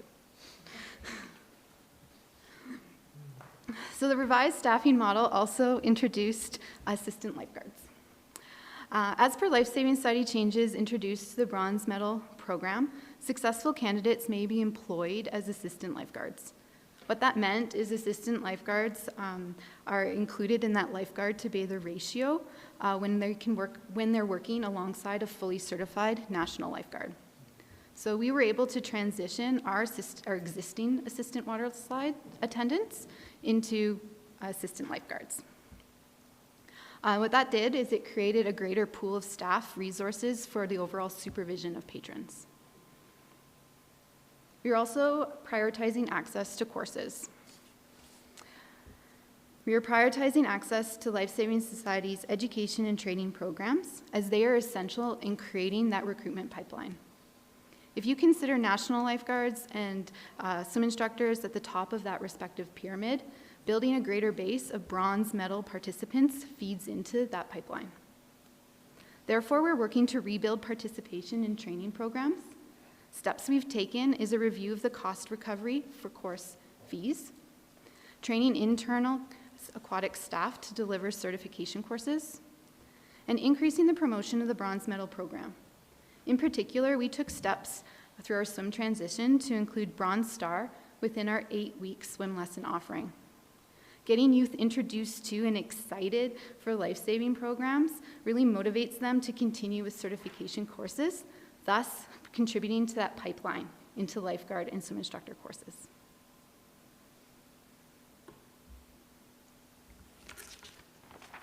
In addition to staffing shortages, maintenance has also impacted service delivery. Aquatic centers are complex facilities to operate, and they do require a proactive maintenance program. This leads itself to both planned and unplanned maintenance closures, in addition to the routine maintenance that occurs on a regular basis without service interruptions. Wherever possible, interruption to service is minimized through coordination with aquatics programming. In addition, equipment required to operate the aquatic center is specialized, and supply chain issues that have plagued many industries have also impacted our ability to implement repairs in a timely manner. However, many important maintenance items have been implemented in order to maintain the facility. More will be required in the coming years and will likely be identified in the building condition assessment planned for 2024. And that will serve as a maintenance and budgeting master plan for the facilities department.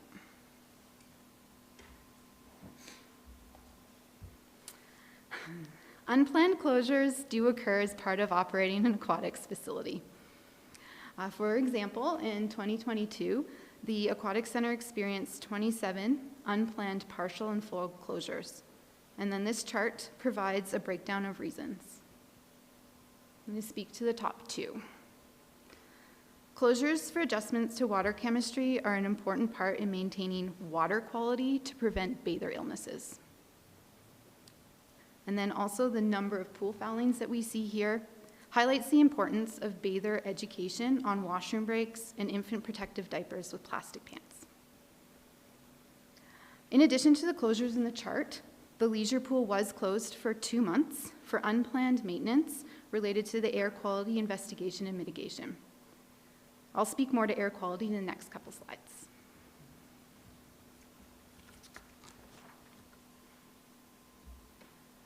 Okay, air quality. So air quality in an aquatic center is primarily affected by a substance called trichloramines. These are a gaseous byproduct from the interaction with chlorine-treated water and pool patrons. So the trichloramine levels have been under operational review since December 2019, when lifeguards began reporting mild to moderate symptoms that we associated with air quality. The initial uncertainty around air quality resulted in a conservative approach to service delivery while we conducted due diligence, or a health and safety investigation, to ensure pool patron and worker health and safety was prioritized. We can confirm the Aquatic Center has operated and continues to operate within Alberta's OH&S regulations and code.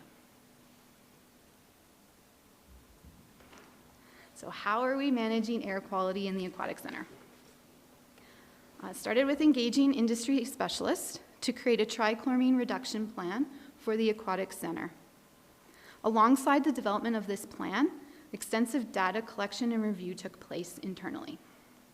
This subsequently resulted in the development of a standard operating procedure, which provides staff with a decision-making matrix to guide both building system adjustments as well as lifeguard procedures when it comes to air quality. It also outlines that responsibility to ensure that exposure to trichloramines is kept as low as reasonably achievable, with the goal of minimizing disruptions to community access. An important piece of that plan is bather hygiene education. So the key messaging in that includes, as you can see, showering with soap before using the pools, rinsing off after using the hot areas, the hot tub or steam room, and regular washroom breaks and hand washing etiquette. While regular pool users have been receptive in receiving this messaging, opportunities still exist to continue to educate our community and put into practice that bather hygiene to create new habits in keeping our pools clean.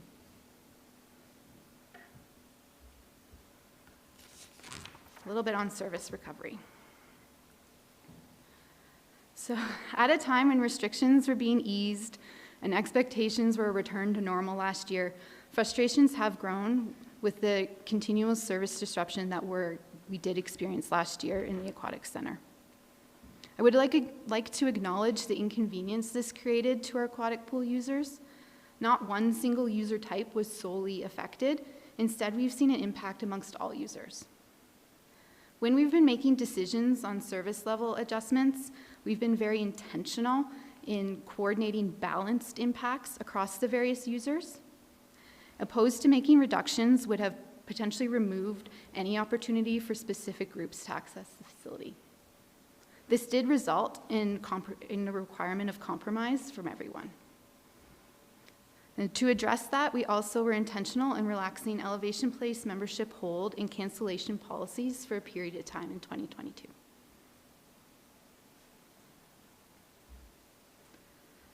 A little overview on 2022 financial impacts. Aquatic program revenue, so programs and rentals, came in under budget by $20,000. Drop-in and membership sales were under budget for recreation as a whole, mostly attributed to impacts from the pandemic, with some of that impact being attributed to service interruptions in the Aquatic Center. Aquatic salaries and wages and benefits were under budget, and that underscores staffing shortages. As well as the facility budget associated with Elevation Place had an overall overage of $138,000, largely to address air quality concerns and mitigations. This excludes the in-house staffing resources that also focused on these efforts.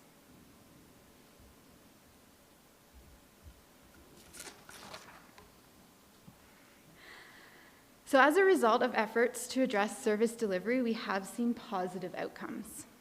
This includes increase to Aquatic Center hours of operation. By January of 2023, average weekly hours of operation have increased to 98% of pre-pandemic levels. This is a key measure of success as it reflects the overall time associated for us to allocate access for all user types. We've also seen an increase in the delivery of swim lessons due to increased staff resources. The provision of swimming lessons has returned to 76% of pre-pandemic levels.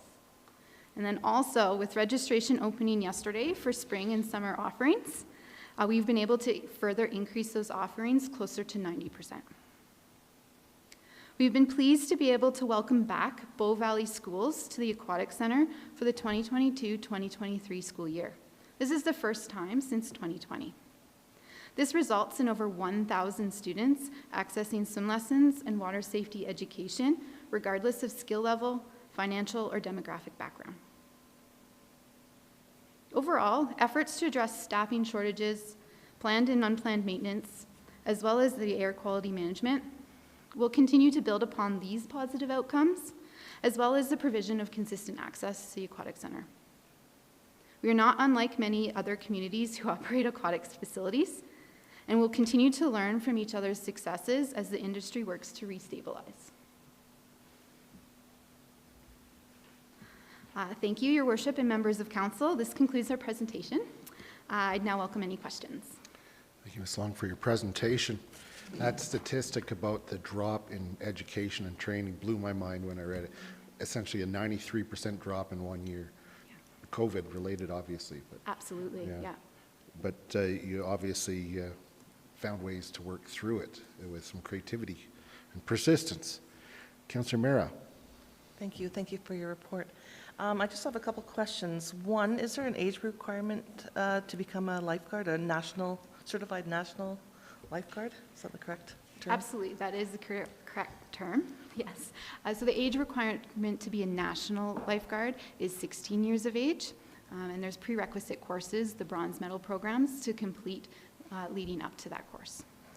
Thank you. And the second question I have is has there been any effort when you're talking about recruitment? I know there's certain programs at the high schools, with work experience programs.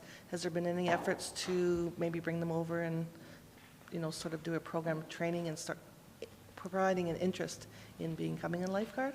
It's an excellent question. That is one of the strategies that we have explored. We haven't moved forward with work experience in particular. Other things that we have explored, for example, is running the bronze medal programs through the high school as a credit that they receive, is one that we explored, and unfortunately, due to staffing resources, weren't able to implement this winter, but we will continue to rebuild. We previously did run bronze medal programs through Lawrence Grassy Middle School, and that saw great success. Those are, again, things we're re-exploring with the schools. One more question. You betcha. And then just, you said for internal staff that we already have, do we have anyone now that can offer or certify or train anybody to be a certified national lifeguard? And a couple of them are in the audience. Oh, okay. Two of our aquatics coordinators, Danielle St. Kitts and Katie Curie, I apologize. Sorry. Are two of our certified instructors, in addition to some of our head lifeguards on team. And we could offer these programs at our aquatic center? That's correct, yes. Okay, thank you. Good question. Hey, looking Can for another come, part-time join job? us. No. Councillor Ma. Thank you, Your Worship. And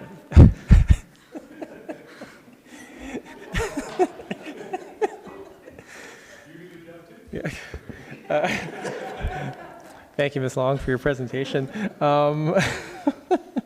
Looking back on 2022, it was a rough year, and checking out those 27 unplanned partial closures, is the adjustments to water chemistry thing, was that tied in some way as well to the air quality, or were those two sort of separate things, or did they actually begin to overlap? Good question.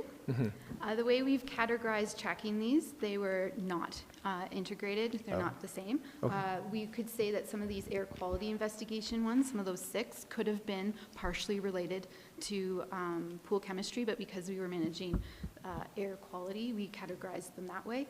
The 10 water adjustments to water chemistry are things that you would typically see, where at times our, mostly our chlorine levels, free available chlorine levels, are below what the level they should be at. So we need to have a partial closure, so one pool basin closed, in order to bring those chlorine levels back up. So it's usually not a very long closure when it's water chemistry. Okay. My partner used to be a lifeguard in Pickering, and she always tells me these great stories about dealing with pool foulings. Don't know why, but anyway. So, the whole pool fouling, that's 10 times of closure, and thank you for saying it's just a couple hours with regards to water chemistry. How long is the pool down for? I feel for you guys. What happens? I'm not going to get into the scenarios, but Sure. there are 2 different scenarios. Well, Karen Mara wants to know. She might be working here.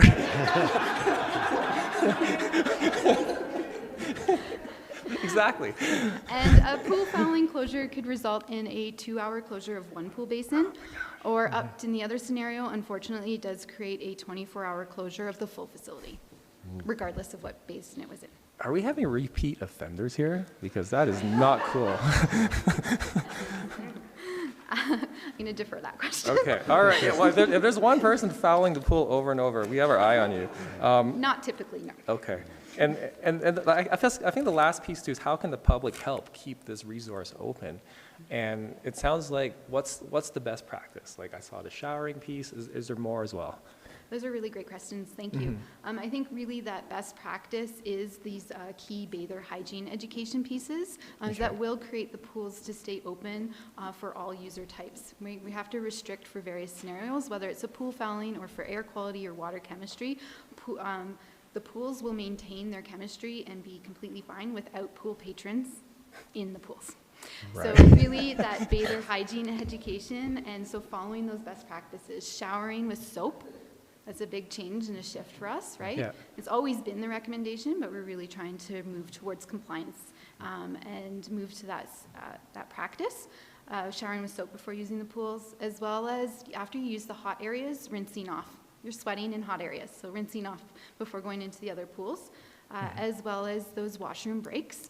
We have implemented washroom breaks into some of our programming where we can control it, as well as with our user groups, again, control, that we're able to implement regular washroom breaks. Okay, so it's almost like that sign could be keep our pools open and with like an shower. That's correct, yeah. Okay, thank you so much. I know it was a big challenging problem. You guys kept chipping away at it and it was complicated. So thank you for persevering. You're welcome. Yeah. Councillor Faubert. Thank you, Mayor Crosert. I have a couple questions. Sure. So one is kind of around this issue. When people sign up for memberships or they enter the pool, are they required to agree to these best practices? Is there a way that we engage them to become part of the solution? Good question. Not necessarily at the time of membership sales. There's a lot of information that goes into that one. But definitely our customer experience team does direct our users to our website where we have information, or the other piece is our lifeguard team. There's a really big piece. Right now we're really focusing on that verbal education. We do have signage. We've seen here, but the key piece that we're focusing on right now is that interaction. So really trying to introduce ourselves when we notice someone new come into the facility. Higher volume days, it's harder to do that, but that is the key that we try. Yeah, or they're walking out of the change room dry. Right, you can, yeah, that's the visual that we look for, yeah. Yeah, okay. And then my second question is around the staffing model. I know some other jurisdictions are offering lifeguard training for free. Now, is that part of what you referred to in terms of reviewing the cost recovery model? Also a good question. We do understand that subsidization or waiving of fees is a potential strategy that many communities have been implementing. We've heard positive and negative feedback on both. We did think about it, but we decided to prioritize implementing the staffing model last year. That's been our prioritization. When we did do which is taking a lot of time and effort, so that's our focus, we saw a big impact regarding that shift. And then when it came to the cost recovery review, we looked at our cost recovery model to make sure that we were still in alignment with that. And we did shift our course fees from mostly individual to individual community. So we shifted them from 100% cost recovery to the 75 to 100% cost recovery for our courses. And further work will happen as we continue to see participation levels within those courses and whether or not we need to relook at subsidization. Yeah, and then one more for, I think it would be for the acting CAO. Would taking the route of increasing subsidization of the training for lifeguards be a change in the level of service? Maybe I'm going to it's defer it to Mr. Mr. Mackay, Mr. who Mackay. is more familiar with that budget than I am. The question, just so I understand, would it be a change in service? In level of service. I suppose you could view it that way. I would say to make a change like that, it wouldn't follow the Recreation Services operating policy, so council's policy which guides which fees are assigned to which program types. So it would be an exception to that policy, I think, rather than a change in service. Okay. Thank you. Great. And a potential budget impact. Yeah. Okay. Just trying to understand if we have a role to play in helping you. Right. Yes, I think that it would be that the policy as well as the budget impact. Thank you. Councillor Graham. Thank you, Your Worship. Thank you for your presentation. I'm wondering how we're comparing to other aquatic centers. Are we unique? Are we special? And if so, why? We're always special. We're all special. I know we're all special. Everyone's special. I'm special for sure. Yes, the town of Canmore is unique. I don't have specific statistics to provide, but I would say that we are not unique in what we are managing when it comes to our aquatic facilities have staffing shortages, which I touched on. Unplanned and planned maintenance does occur with aquatic facility operations. And then the air quality piece is a new topic within the aquatics industry, so I don't have many peers to compare to on that one. Okay. Yeah, thank you. I appreciate that. Good question. Any other questions? Seeing none, thank you, Ms. Long, for your presentation, and please bring back to your team our appreciation for all the work you do and working through all the difficulties that are normal and COVID related, so which maybe is the new normal. Exactly. So thank you very much for your time today. We're going to take a break now until 3:15. 3:15.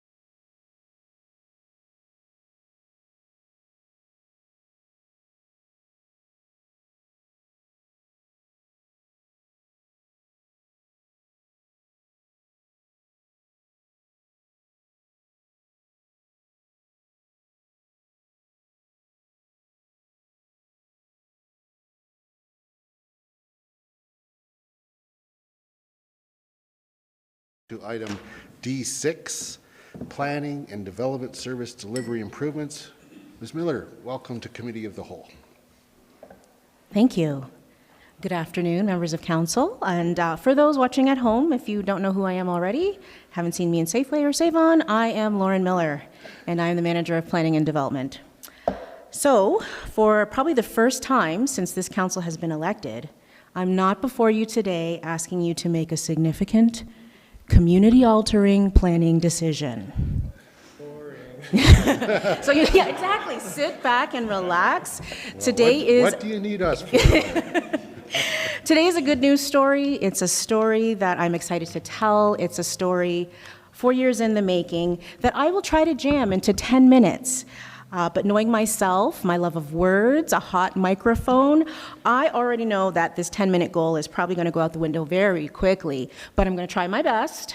You do have a 6-page report detailing all of our ongoing efforts to make our processes faster and stronger, so I'll do my best to hit the high notes and without repeating myself or the report. So as a quick refresher, here's the department's mission and core functions. So our mission is serving the community to enhance our quality of life by building an outstanding, innovative, and sustainable community. Now, our core functions center around long-range planning for the community, which in recent years has resulted in the TP Town ARP and will soon result in a reimagined ASP for the Palliser Trail area.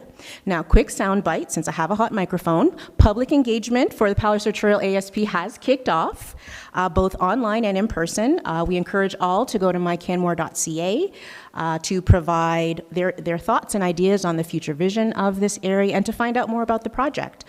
We are available to talk in person. We were at EP yesterday with a pop-up. We will be at the Rec Center from 3:30 to 6:30 tomorrow with another pop-up, and then an open house at the Blackiston in the Common Room at 300 Palliser Lane from 5 to 7 on Thursday. So please come out and participate. Back to our regularly scheduled programming. We also manage the processing of most development applications, and we maintain the policy and regulatory documents that translate the look and feel of this wonderful community off the page and into real buildings, real spaces that residents will enjoy and call home for years to come. So my presentation today will focus on the key ways that we've been working to streamline, optimize, and innovate our processes, why we've changed, and some of the challenges we've overcome, and why change is not bad. So, as part of an organizational review conducted in 2018, 6 recommendations were made by the consultants to improve efficiency and processes, specifically applicable to development and building permitting processes. Now, these recommendations, along with feedback that we heard from other applicants, from the development industry, were really the catalyst for our efforts to address some of these issues.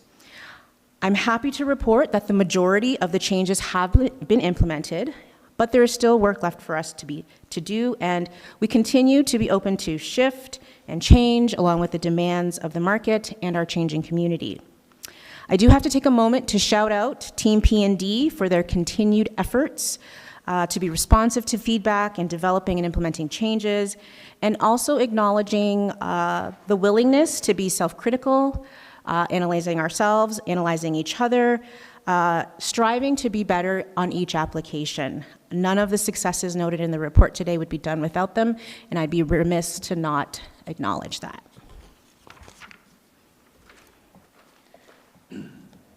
Oh, I got ahead of myself. Well, there you go. There's the 6 recommendations, in case you didn't get to see them in the report. So let's talk about the changes. So up on the screen is our corporate approach to business transformation, identifying where we've been and where we're going. In working to be responsive to the feedback and recommendations we've received, it has resulted in a change in the way we approach our business.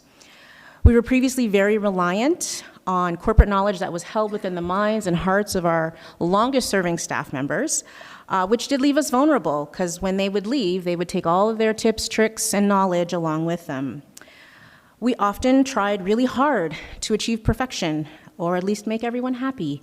And perfection is impossible, and making everyone happy is equally challenging. So we weren't always consistent in our approaches and would ultimately fall short of customer expectations.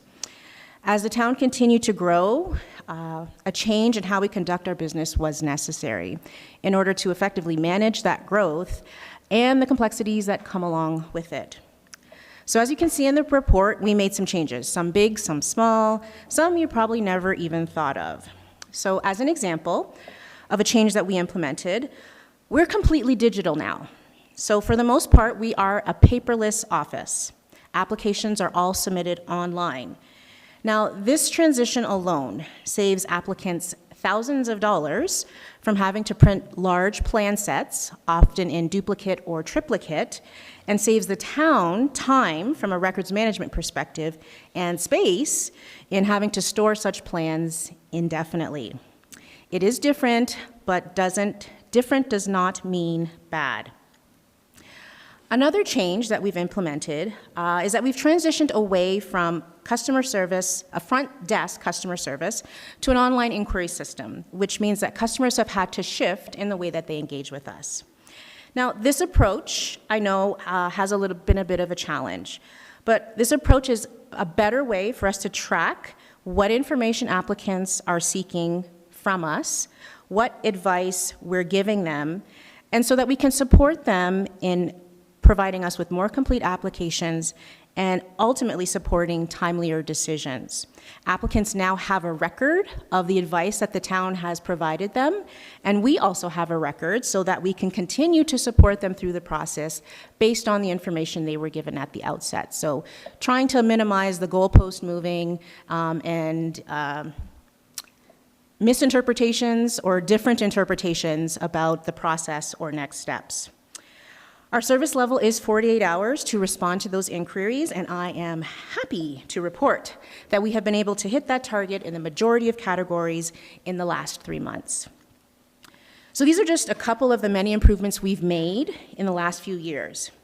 And while change can be hard, these changes are not just good, but in many cases were absolutely necessary, particularly when attempting to navigate our work through a global pandemic that had us all changing our behaviors on almost a minute-to-minute basis.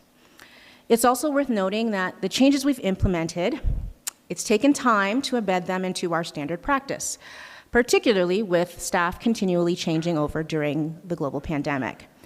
At times we've had to pivot for a time while we filled a position. We've had a bit of stability in the department for the last 6 months, so we're just now really starting to be able to consistently hit our stride and reap the benefits of the improvements that we've made.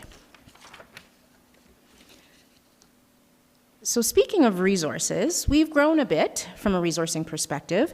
We currently have 14 FTEs to manage all of our core functions, including the committees we support. However, we are not immune to the staffing challenges experienced by many local businesses or the shifts in what people are looking for in their employment brought on by COVID-19. So we did have some people retire. Some people moved on, some people moved away, either for other opportunities or because the cost of housing was becoming too challenging for them. Regardless of why people were transitioning, we've been in a somewhat perpetual state of onboarding and pivoting since late 2020 that continues to this very day. We currently have 2 vacant positions, one of which I hope will be closed shortly. We are currently in negotiations with a candidate, so we will hopefully be down to just 1 open position. And during the pandemic, we fluctuated up to having 3 vacant positions at any given time. And all of these positions were critical to the optimal functioning of the department. So we haven't always been in the best position to meet applicant expectations, but that didn't mean we weren't trying our hardest without trying to burn ourselves out. I can acknowledge that there has been a gap between what customers expect of our service and what we can realistically deliver. We continue to work to close that gap with improved tools, improved web content, and how-to guides, but we recognize that we are not the only party involved in this process. Our review times are only as good as the application submissions that we receive, and we're doing our best to ensure all applicants are clear of the requirements for them as early in the process as possible. All of this to say is we did the best we could during the pandemic and continue to look for ways we can improve with the staffing complement that we have. So the key takeaway is that from an operational perspective, the Planning and Development Department is all about continuous improvement. We've gotten much better at what we do from where we were in 2019. We've documented our processes, we've standardized our templates, and we've invested a significant amount of time in onboarding new staff so that our service delivery is consistent and transparent. There's no ego in the planning department. We recognize there's always opportunities to do better, and we are open to hearing ways that we can do that. So we will continue to adjust, shift, transition, pivot, stop, start, rethink how we do what we do, not just because it's key for any healthy, efficient, and transparent organization, but the nature of our work requires us to do so. Innovation in construction is happening every day. Trends in green building are continually gaining traction, and all of this requires us to bring a new lens to our work on a day-to-day basis. We do invite feedback on our process and continue to extend that invitation out to all who are interested in helping us get better. We've had a handful of applicants take us up on that invitation, and those discussions have resulted in some very productive lessons learned for both us as the regulator as well as for the applicant. We will go out and meet with those who want to understand the process better and how they can do better as part of the process. We actually just met this morning with a group of RE/MAX agents to talk about some of the processes they regularly engage in and how they can best set their clients up for success to be better equipped to navigate the development process. So if there are any other groups out there who'd like to have a similar conversation with us, we more than welcome that opportunity to do so. So, feedback, adaptation. That is the name of the game for us in planning. We will continue to get better, to make changes because we need to, and we'll continue to be open to how we can continue to get better. It's going to be a cycle that continues from now on into perpetuity. And with that, I'm open to any questions, should you have any. Thank you, Ms. Miller, for being here today and really providing this. While it's not leading to a community-changing decision at present, it is very much about the process that is behind the scenes. And it's really good to get that feedback from you, so I appreciate that. Looking to council to see if there's a question, or committee of the whole. Councillor Faubert. Thank you, Mayor Couser. Thank you so much, Ms. Miller. I want to start by saying that I commend you on everything that you've done that's in this report. It's my personal philosophy of being the best at getting better, and that's what I hear from you. And I think that when we approach things from the perspective that everyone's doing their best, we actually are better able to achieve those results. Mm-hmm. My questions come from, I took a course yesterday on council's role in service delivery. Ooh, interesting. So I would want to better understand council's role, because this is, it's a report on service delivery improvements, and I want to understand better my and our role in service levels. And so are there MGA requirements in terms of service levels of processing development applications? Yes, there are. So when it comes to development permit applications, the MGA has very explicit review timelines. So we have 20 days to deem an application complete, and why am I suddenly drawing a blank? 40 days, thank you, to render a decision for development permit applications. For subdivision applications, it's slightly different. It's 20 days to deem the application complete and 60 days to render a decision. Building permit applications do not have a statutory review timeline, so we can review them as quickly or as slowly as we need to. There's not necessarily that pressure to meet that timeline. And so since the majority of our applications are development permit related, most of our applications are trying to hit that 60-day target. So at times people have asked me, Lauren, what would you think is a good review time? It's like anytime we meet the MGA. I'm happy. Now, that doesn't mean that we don't want to do better and want to get things out faster if possible, but those requirements in the MGA are a two-way street. It's an understanding and a commitment to the applicant that they will get a decision within a timely fashion, but it is also a similar commitment to those who are reviewing that we have that period of time to actually complete our review. So we don't need to go faster per se under the MGA. We need to ensure that we hit that timeline because there are consequences if we fail to meet that timeline. If we don't render a decision within 60 days and the applicant is not willing to enter into an extension agreement, it's an automatic deemed refusal, and then they can go to the Subdivision Development and Appeal Board in order to obtain that decision. Yeah, so how are we meeting those timelines? And then I guess if we can't, we are able to extend them. Correct. So I would say it really depends on the application type, and again, it is dependent on the quality of the application as it's coming in the door. So when we get all of the information we require, as noted in any of our checklists, we are meeting those timelines. And if we look at our review times that are on the website currently, we are hitting the mark on that 60 days. But there are some applications that are more complex. Typically, our higher density residential or commercial applications take a little bit more time because there's a number of other considerations that we have to be mindful of. But we, again, are working with applicants, and it is a back and forth. Their application comes in, and we're working collaboratively through those challenges or areas where we might have some disagreement, and that does take time. So that is the other key thing when it comes to our review times is, regardless of how fast administration moves with their review, if there is changes that are required by the applicant, that timeline is then, the ball goes back into their court. And we wait until they give us the information we require. And sometimes that's a week, sometimes that's a year. So there's an element that is outside of our control, but we always try to be clear and transparent about what it is we're looking for applicants as we're doing our review. And I note in upcoming in 2023, there's a bullet that says establish service delivery targets and estimated processing times for complete applications. So do we currently have council-approved levels of service for processing applications? No, there is not a clear directive from council as to how quickly applications are reviewed, but that would be something that we as administration would establish and then advance. So what would our role be in that process? Is it you're going to come to us with those established targets and then we approve them? That would not be our intention. That is primarily an administrative function of establishing service levels, particularly of this nature. But the role that I could maybe see where council has an opportunity to impact our service levels is with regard to staffing and budget. Okay.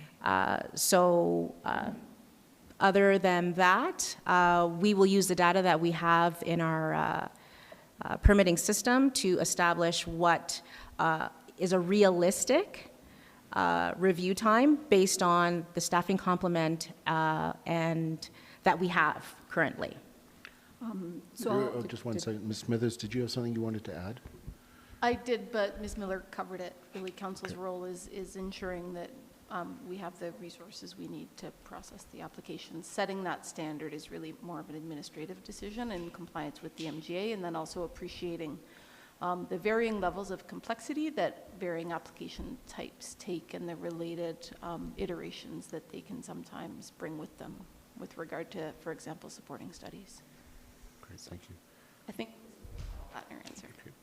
Awesome. Councillor Faubert, you another question?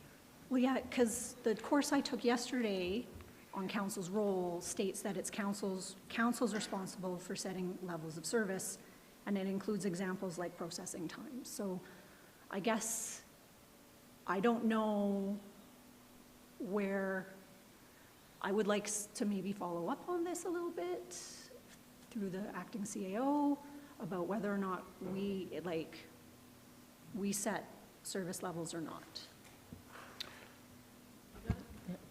I'll do my best. Ms. Rogers?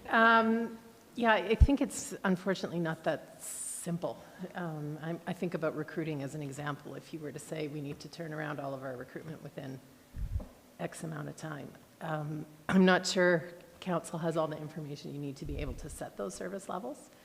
And operationally, what we need to do to be able to address service levels like that across the organization, I think really is an administrative kind of a function.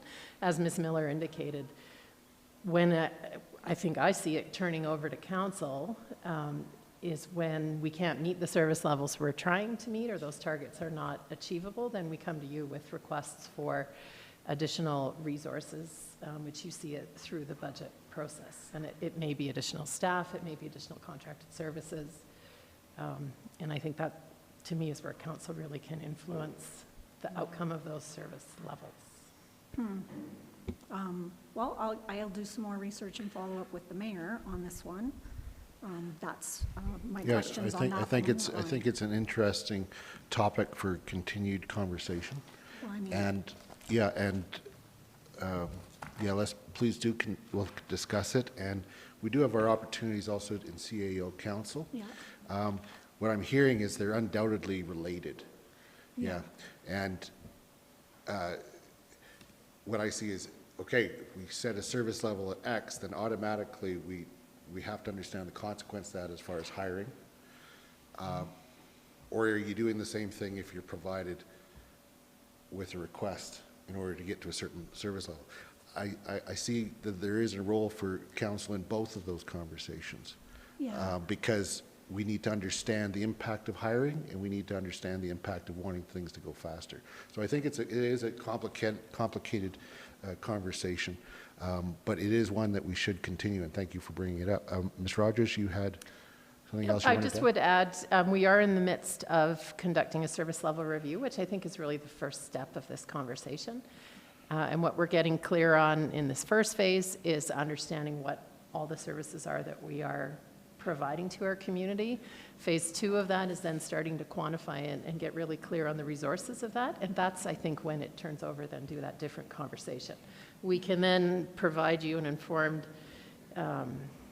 update on the service level we're providing at what cost. And then there's an opportunity for council to say, we want faster or more or what have you, which then comes with additional resources. So we're maybe just a titch early for what you're looking for, because the service level review, I think, is a really key part of that. I think that is going to be a key part. What's coming to me out of this is, for example, if the perspective being put forward is that we need to, it's through the budget that we set the service levels, we need to actually have that active conversation more, that this results in that. And is that adequate for you? And I don't think we've had that conversation. And so I think that then meets what you're saying, but we haven't had the conversation. So I think it's important that is part of the conversation, to understand what it is that the budget is achieving in terms of service levels, not just with planning and development, but with streets and roads. I mean, there's people that will say, well, I want my street plowed more. And we ask, well, what would it take to plow more? And then the answer is this, and we make a decision, right? Yeah, but in that sense, we are approving the service level. Well, exactly. So. Well, and then we're being told what it takes to get to that service level. But it actually, I think it's a dance. Yes. It's a back and forth. There's a recommendation that comes forward for this level. Does that satisfy us? If so, it's going to cost this much. Yeah. We approve it or not approve it. Yeah. So, and if it's too expensive, then we have to go one way or the other. We reduce the service level or we increase the employees. Yeah, because like on the base, like I feel the legislative service level is clear. Yeah. And that's a goal. And then when it comes to the service levels we as an organization want to meet, in order to do that, it requires council to approve. Yeah. And it can be implicit or explicit, either through a policy or a bylaw or through the budget or something like the MDP. And I just I had never actually in the past seen service levels other than the MGA. And so I was kind of wondering about how that worked. And then the course I took yesterday that's a good point. would say that although like I don't have technical expertise on a lot of things as a council member, I do get the advice and the professional expert advice of administration in order to make those decisions. So I think that lands on our shoulders at some point. And I think that that's actually, in this particular instance, an extra consideration is that the MGA speaks to the timing. I know I assume that what we're funding is to meet the timing, and if we're not able to meet the timing as set out in MGA, then we need to talk about additional resources. So I think it's a bigger conversation, and I think you're hitting a very good conversation that we need to have, and it needs to be part of our ongoing conversation going forward. Because I did have another question of do we need more resources to meet service levels, but that is the next conversation. Yes. Yeah. And Thanks for saving me. I didn't want to have to. Yeah. But like, but that being said, you know, I look at everything that's been done in the last several years, and like I think we should really take the time to pat you on the back. Not that I did any of this work, but you know, it's through leadership and approaching things with that perspective of trying to get better and being open to continuously getting better that I think that we'll get there. We'll get there. Thank you. Thank you. Appreciate it. Yeah, Team does too. ultimately, we're all going for the same goal, as you described, continuing to improve and provide the service in order to build a good community. Yep. So thank you for that, Councillor Faubert. My question's a little bit of an observation and then just seeking some confirmation. Sure. What I have seen in the last few months in particular, I've been privy to some communications because somebody's come to me with an issue and I said, look, I'm not the one that you need to talk to, and I'll either usually I refer to Ms. Smithers, and then ultimately I'll see your response. And inevitably, it's as you said, the response that I've seen is, this is what we've heard, this is where we recognize we could do better, and this is where we would suggest that you could do better yourself. And inevitably, it's also met with a very positive result, and saying, yes, I agree with that. And so is that the best process, or is there another process if we're getting contacted by people that we have some concerns about how long something's taking or about the process? Is that the best way to go, is to send it to Ms. Smithers and then deal with it that way? That's the system we have in place. I don't have any issues with that. I mean, Okay. I would say you could send it to me, and I mean, Whitney and I are in constant contact almost, so it would be unlikely that we would move forward on something and she wouldn't be aware. But it ultimately will come down to myself and my team, because we're closest to the application, we'll have most of the details. So the system we have in place currently is totally fine, and we are able to get back to people in a timely fashion and have that follow-up conversation. Great, thank you. And I do appreciate, I know it's not necessarily with the numbers here, I do know that you're reporting on the times, and that some of the accuracy of that is dependent upon full implementation of City View. Correct. What is the estimated time? And that's the online platform, right? Yeah. So Right. City View is our permitting software that the town implemented beginning in May of 2020. And so we did a phase one where we basically, our previous permitting system had come to the end of its life cycle, and we needed to move to something quickly. So we've implemented this system. Phase two was to move into an online portal so that applicants could submit all of their application information through one direct link into the town, and then they could track the progress of their application throughout the process. So rather than submitting an inquiry or trying to call and find out where's my permit, because that's probably one of the #1 questions we get, where's my permit, they could just log in and see the status of all of their applications in the system. So that's where we're headed. And the last update that we got from our software provider was September of this year, where we will see at least half of our applications moving into the portal. But we're just finalizing the ink on those contracts, so that's what we're working towards right now, is a September launch of the portal. September launch of this year, so in 4 or 5 months, whatever. Correct. Okay, thank you. Councillor Ma. Thank you, Your Worship. Thank you, Ms. Miller. Lots of things were done these last couple of years. There's one part in a report here that says that incomplete applications remain the #1 external impediment to expedient review times. Are we seeing like a positive trend here with accuracy of, like, are applicants getting better at showing up with complete applications to help you guys do your job? Like, Okay. Did you have I something? know that's a tricky one, yeah. I was just going to speak to Mayor Krauser's question about applicants coming to you and referencing, and you directing them to me, then to Ms. Miller.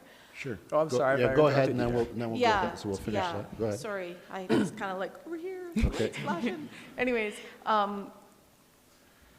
that I would, in an ideal world, in my ideal world, when applicants are experiencing challenges with their application, they would go directly to Ms. Miller or Mr. Asarte, depending on the nature of the challenge that they're facing. So while I appreciate that things are gonna, when inquiries come to you, they're coming to me as a GM, so I'm aware of them, and then they get redirected to planning or engineering or both. Ideally, those applicants would be reaching out to the relevant departments directly. I think Totally agree. especially in a vein or a narrative of looking for efficiencies and consistency, I don't believe that setting up a meeting with the mayor to discuss a challenge on an application that then gets redirected back down to the department is a particularly effective way of problem solving, nor does it serve the goal of continuous improvement within the department. So I get that that's the way that some of these inquiries can get addressed. In an ideal world, I would encourage applicants to go directly to either Ms. Miller or Mr. Asarte. Yeah, no, I appreciate that, and having walked through the last year and a half of the various ways of dealing with issues, I try not to have meetings about it, but if somebody sends me an email about it, I'm just going to send it on. And that's what I was just asking for the benefit of council, because we all have different contacts and stuff, and if we now know that the process that works best is to, hey, I'm not the one you should be talking to, I'm going to refer you to Ms. Smithers, and she can pass it on to the member of her team that's appropriate. I think that's the best way to go. And I agree 100%, as I said at the BODA lunch, please bring your concerns forward to Ms. Miller, or Ms. Whitney, or Mr. Asarte, so that they can actually address them and deal with specifics and be able to have a conversation rather than talking amongst yourself, right? Yes. Yeah. Okay. So sorry for interrupting, and you were asking about the complete application. Yeah, there's a reference point in the report here that talks about, for application review times, one of the challenges is, say, incomplete applications. And they seem to be one of the, it says here, they're still one of the main impediments to like a quicker review time. How's that, are you starting to see that change moving forward? Is there like, I know there's some education pieces coming along, but how can we help on that side? How can you help? Oh, so many things. Yeah. So What could be done? the first All those thing things, would be for applicants to provide all of the information on the checklists. We went to a great detail to provide checklists for all of our applications. Thank you. That was just kind of like death beam right into my eye, so I appreciate that, Mayor Krauser. So yes, providing all of the information on the application form. We do encounter situations where applicants will feel like, well, the town doesn't need that information, or you don't need it now, and we'll give it to you later. Well, that's only going to postpone when we're going to be able to render a decision. So if we've asked for it at the outset, it's because we need it at the outset. I will note that when it comes to review times, we do have to keep in mind the mix of applicants that we're dealing with. So while we do have a number of frequent flyers, so to speak, who are in the development industry and continually building within our community, there are a lot of individuals, a good portion of our applicants, who will only engage in the process once ever in their life, to build that deck, to put in that shed, to add in those new windows. And so those applicants are typically not as familiar with the process. And so there's a certain level of appreciation we have to understand for their with their sophistication, that no matter how much education we do, we may not reach those individuals because they're going to come into the system once and they'll probably never come into the system again. Whereas we make that information available on our website, but we try to focus on the more frequent flyers because they're the ones we're going to continue to see and are typically the ones that are in most need of a permit in a particular timeline because of the sale of a property or lining up trades or things of that nature. So completing the checklist, doing pre-application meetings prior to submitting. What we often find is people will use the checklist and then often I hear people say, I'm just going to throw something in and see what you guys think. And it's like, well, probably not the most effective way to get a decision quickly if you haven't taken the time to actually walk through what it is you want to do and providing the information in order to achieve that. So submitting complete applications with the information that we require and hiring professionals to assist if it's outside of something that you're familiar with. So we often have applicants who are which is a transition for all of us, the department, as well as applicants who are maybe not very well versed in development or construction. And so they're really looking to the town to fill in the role of consultant. Like, walk me through what I need to do. Like, we can walk you through the process, but we can't necessarily walk you through the design. That is your responsibility. You get to pick what you want to build, and our job is to regulate, is to make sure that it is code compliant, meets all of our policy and regulatory documents, and to render a decision. So we can't offer the service of being like a pseudo consultant. So we encourage applicants to, we have professionals in the Bow Valley who would be more than happy to help them put together a complete application, and so availing themselves of those services would also help to minimize some of the incomplete applications. Okay, thank you. Councillor Graham. Thank you, Ms. Miller. Pardon the ignorance of a couple of these questions, but could you remind me, your department is mainly funded through the fees and charges to the industry, is that correct? Correct. And if the industry wanted them to be faster, delivery service times to be faster, and that would mean more staffing, they could pay for that, is that correct? We could increase the fees to support that, to increase the... Theoretically, yes. Theoretically. That could work, yes. Okay. Okay. So those are options for council and the industry to ponder at SLA. Yes, we don't currently have a process for expediting applications. Right. That's not in the fee schedule, and we don't support jumping the queue. We review applications as they come in. Absolutely. But if there was a desire, so back to Councillor Faubert's question about service level, if that is something that council was interested in, is establishing an expedited fee or service, that is something that could be explored in future.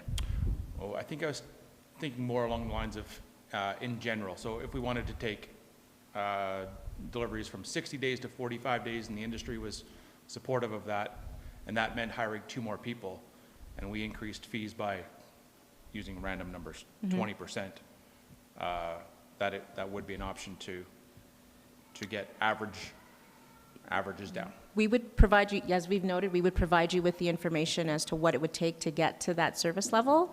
And then the master fee schedule is obviously approved by council, so it would be a council decision as to how you would want to change those fees in order to achieve that. Ms. Smithers, did you have something you wanted to add? Yeah, I just wanted to add, I'd reference back to Ms. Miller's presentation where she talked about the kind of perpetual state of recruiting that planning and development has been in, along with, there are a number of positions across the organization. It's not just a planning thing that are hard to fill. So I would caution council against thinking, well, we could just create another, approve a budget to create a couple additional positions and problems are solved, because we would still need to recruit planning professionals, development engineers, and we have found, I would say, over the past year that they can be kind of hard to fill positions. Absolutely. it's one of the complications for sure that would have to be considered. Yes. It may still mean that we would want to increase numbers. It just means that we have to recognize it may take a while to fill them. Correct. And it may take a while before we see the results of that decision. That's right. Sure, but if that was council's decision and the industry supported it, Yeah. by all means. It is an option on the table, for sure. Thank you very much. Councillor Faubert? Thank you, Mayor Krauser. One of the things that came up in the course yesterday is that an option is contracting out some of the services as opposed to hiring in-house as a way to meet those needs, but that was not my question. Okay. I was ready for that. I had an answer for that one. Okay, when he says I should. So we have explored that option of contracting out certain application types to a provider, but it is challenging to find an organization that's in that space of providing contracted review of development permits. We do currently contract the review, approval, and inspection of our building permits. That is currently with Superior Safety Codes. But to find an organization that does that for development permits, there are very few organizations that are directly involved in that. And they too, when we attempted to do that, and we did it for about a couple months, they experienced the same challenges we were having, and that was hiring. So no matter who does the review, hiring is an overall ongoing concern within the planning industry. And so, and I see also a difference between, building inspections versus development permits, because building inspections, the rules are across the board. Correct. And as opposed to the specific within the municipality. And that is one of the considerations for contracting out, because with the development permits, there is a lot more nuance regarding the context of the community you're building in. So when we did pursue that contract, we had a lot of back and forth internally about, well, will they get it because it's in Canmore? Like, it's not like everyone else. Will they understand steep creeks? Will they understand the flood fringe? And will it just mean that we will have more work to do? Like, we'll give it to them, and then they'll do it, and then they'll come back to us and we'll check it just to make sure that they didn't catch it. And then did we really create an efficiency by using that approach? So it is something we have explored. It's something we could explore again, but just that there are limited providers in that space. Yeah. I met municipalities yesterday that don't have a planning department and contract everything out. Interesting. So that, much smaller than our municipality, but, in terms of considerations for council in terms of how to deliver services, I think it's, and it's good to have the advice of administration on how that might work well and might not. So, okay. But you had a question. My question. I really appreciated the level of detail in the report, and I found it very technical, and I wanted to perhaps have an opportunity to reframe it strategically. Okay. And because our strategic plan identifies relationships as a priority for us, and two of the results state intergovernmental, business, and nonprofit relationships result in mutually beneficial outcomes, and then meaningful two-way public engagement and communication is civil, supportive, and productive. I find the first one more applicable, but can you kind of reframe how the work in service improvement relates to improved relationships and on our goals as a council strategically? Sure. So from a strategic perspective on the relationship side, some of the feedback that I received when I initially joined the town was that we were inconsistent. We were moving the goalpost. We'd say we want one thing, and then 2 weeks later we want something different.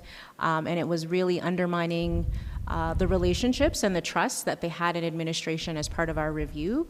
And so these improvements is a really significant step to eliminate that, where people know that we are doing our utmost to give them the information that they need at the outset, and that we are taking a position and it's likely not going to change very much.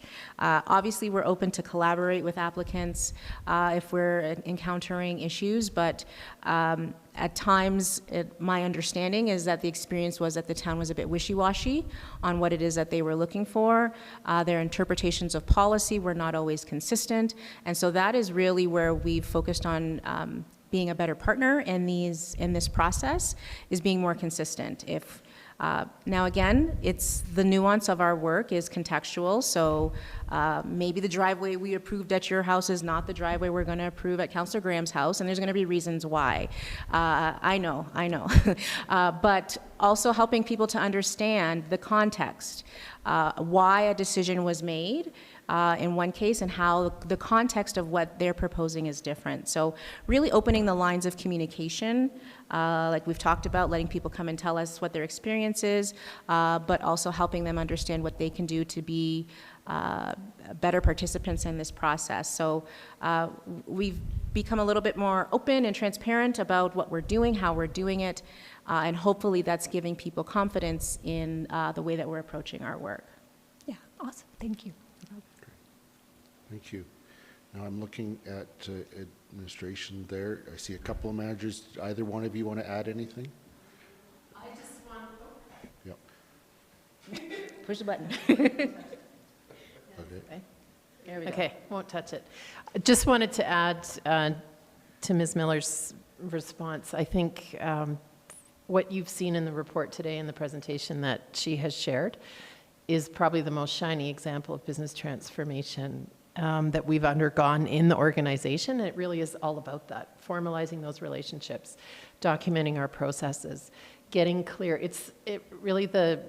What you've done, Lauren, is address the shift that we needed to make from a small town with really informal processes to formalizing, documenting, being consistent, allowing those that we have the relationship with to know what to expect from us. And that's a journey, and it's a tough journey. And I think you've done a great job, you and the team, of doing that. And so I guess I just wanted to add that from the relationship piece, that there are bumps, but really it's all where we're going anyway as an organization with the volume and the complexity of work that we're facing. We couldn't continue to work how we had.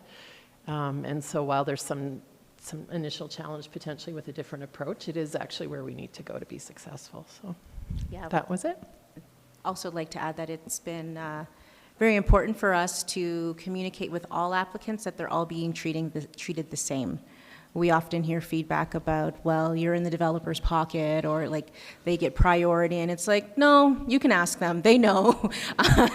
They're in the queue just like everyone else, and we will review their application in the order that it was reviewed, and really helping people to understand that we're not playing favorites.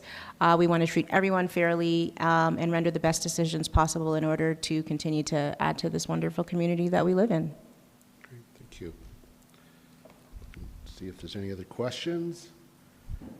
Seeing none, thank you, Ms. Miller, for your presentation. I really do appreciate the time and the detail that you put in this, and the work that is constantly in process of continually getting better. And I look forward to maybe the stability sticking around a little while, right? As far as HR resources for you. Excellent. Thank you. Moving to item D7, Cougar Creek construction update. Mr. Sarte.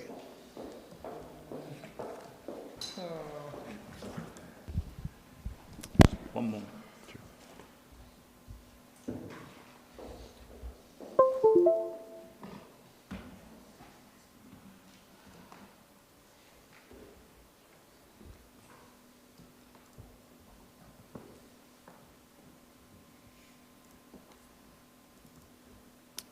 Good afternoon, Mayor and Council.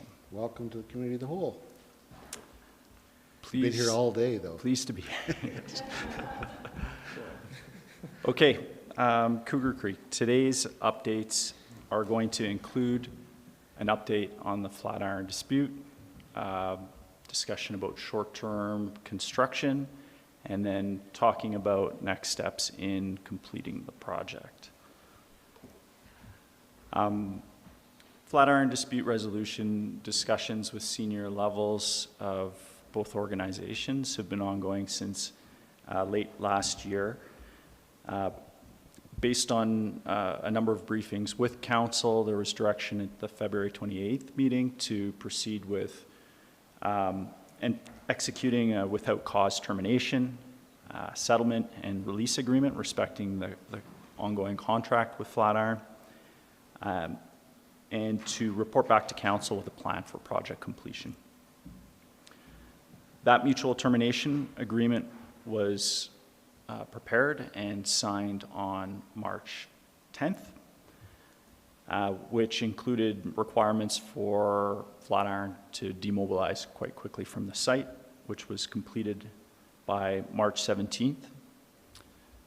The town did assume a number of site trailers that were rentals, the fence rental, propane tank rentals, and of course all the on-site materials intended for construction of the structure remained, so that helped facilitate a quick transition with them off the site. And by fulfilling those obligations, the full termination was finalized on March 20th, which is yesterday. So with that full termination finalized, that enables us to take back control of the site and enables us to enter into contracts with other contractors. The site as it sits right now looks like this and has that full excavation down to the bottom of bedrock. And that means that it remains vulnerable to spring runoff. June, of course, of last year, we saw a high rainfall event. It didn't have much impact on the larger community, but because of the sensitive nature of the site and the vulnerable nature of the site, it ended up having quite a significant impact, impacting the diversion works and ultimately creating a lot of delay and preventing us from getting any significant work done last year, in part leading to where we're at today. And so we felt through this process as we were working towards a termination agreement with Flatiron that it was important to consider opportunities to undertake short-term work ahead of this spring freshet. There are a number of important reasons. De-risking the construction site as it is, protecting the existing works. This will also be the most challenging piece of work from a technical perspective, and so getting some momentum on the project again, getting the construction moving forward again, and completing a really the difficult piece de-risks the rest of the project and provides a clear roadmap for getting the work done. And so on that basis, we put together a closed but competitive procurement process to complete dewatering, de-icing of the site, deep foundation grouting, concrete work for sheet piling, and to bring the grades up to the level of the low-level outlet, which I'll show here graphically. And so this is a cross-section of the main structure looking down channel, downstream. The work that would be undertaken would be to complete the bulk of the grouting. There may not be much grouting above this level, so this is about bulk of the deep foundation work and the sheet pile and embankment. And in cross-section, the work looks like this with grouting work and then all of the backfill and embankment structure for the lower portion. By bringing it up to that grade, we can abandon the diversion that's in place right now, bringing water through the channel into the low-level outlet, and the structure itself acts as that diversion, and the site is far less vulnerable.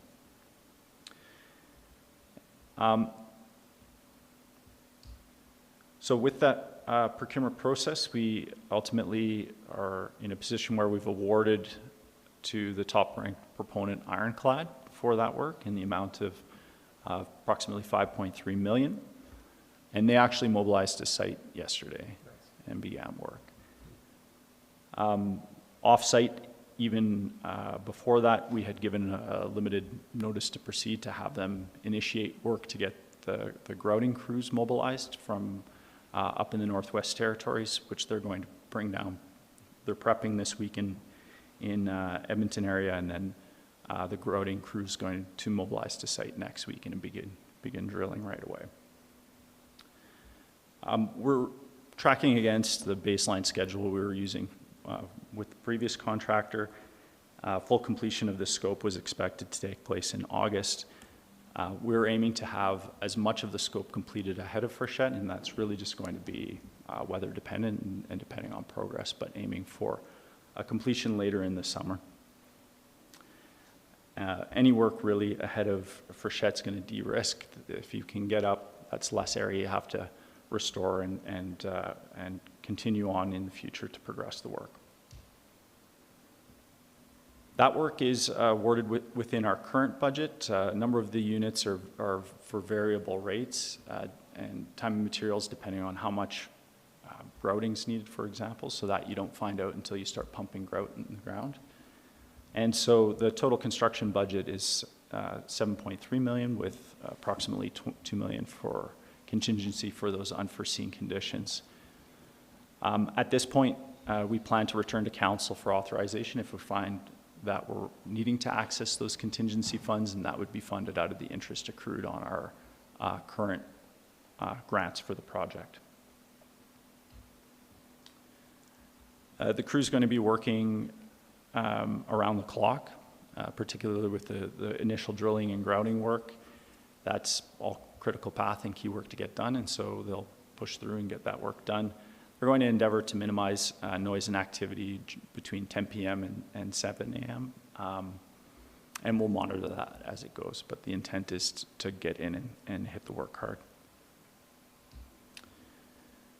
So this allows us to progress the project, de-risk the project, get a critical piece of the work done, and in the meantime, we're continuing senior level discussions with the province.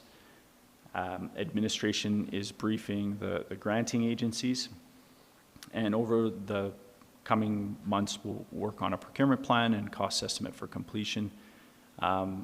Within the current budget, of course, completing the project's not possible. It hasn't been for some time, and so working out funding with the granting agencies is an important next step.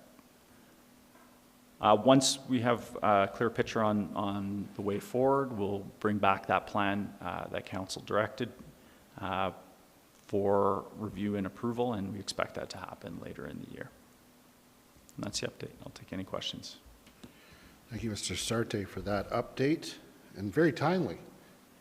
This is hot off the press stuff with them hitting the site just yesterday. So thank you. I had a couple questions.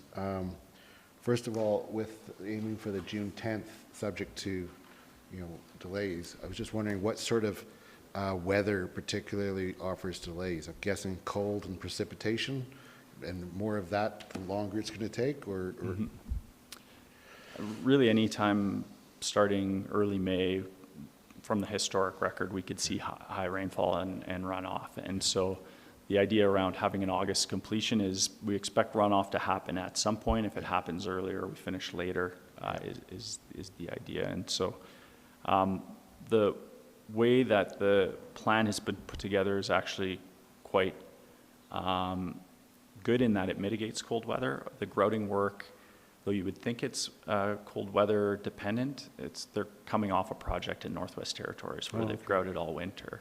Yeah. And so that's actually not as temperature sensitive as some of the other work like concrete or compacting and backfill. And so they plan to do all of that work up front, which is different than the original staging plans we were looking at. That's interesting.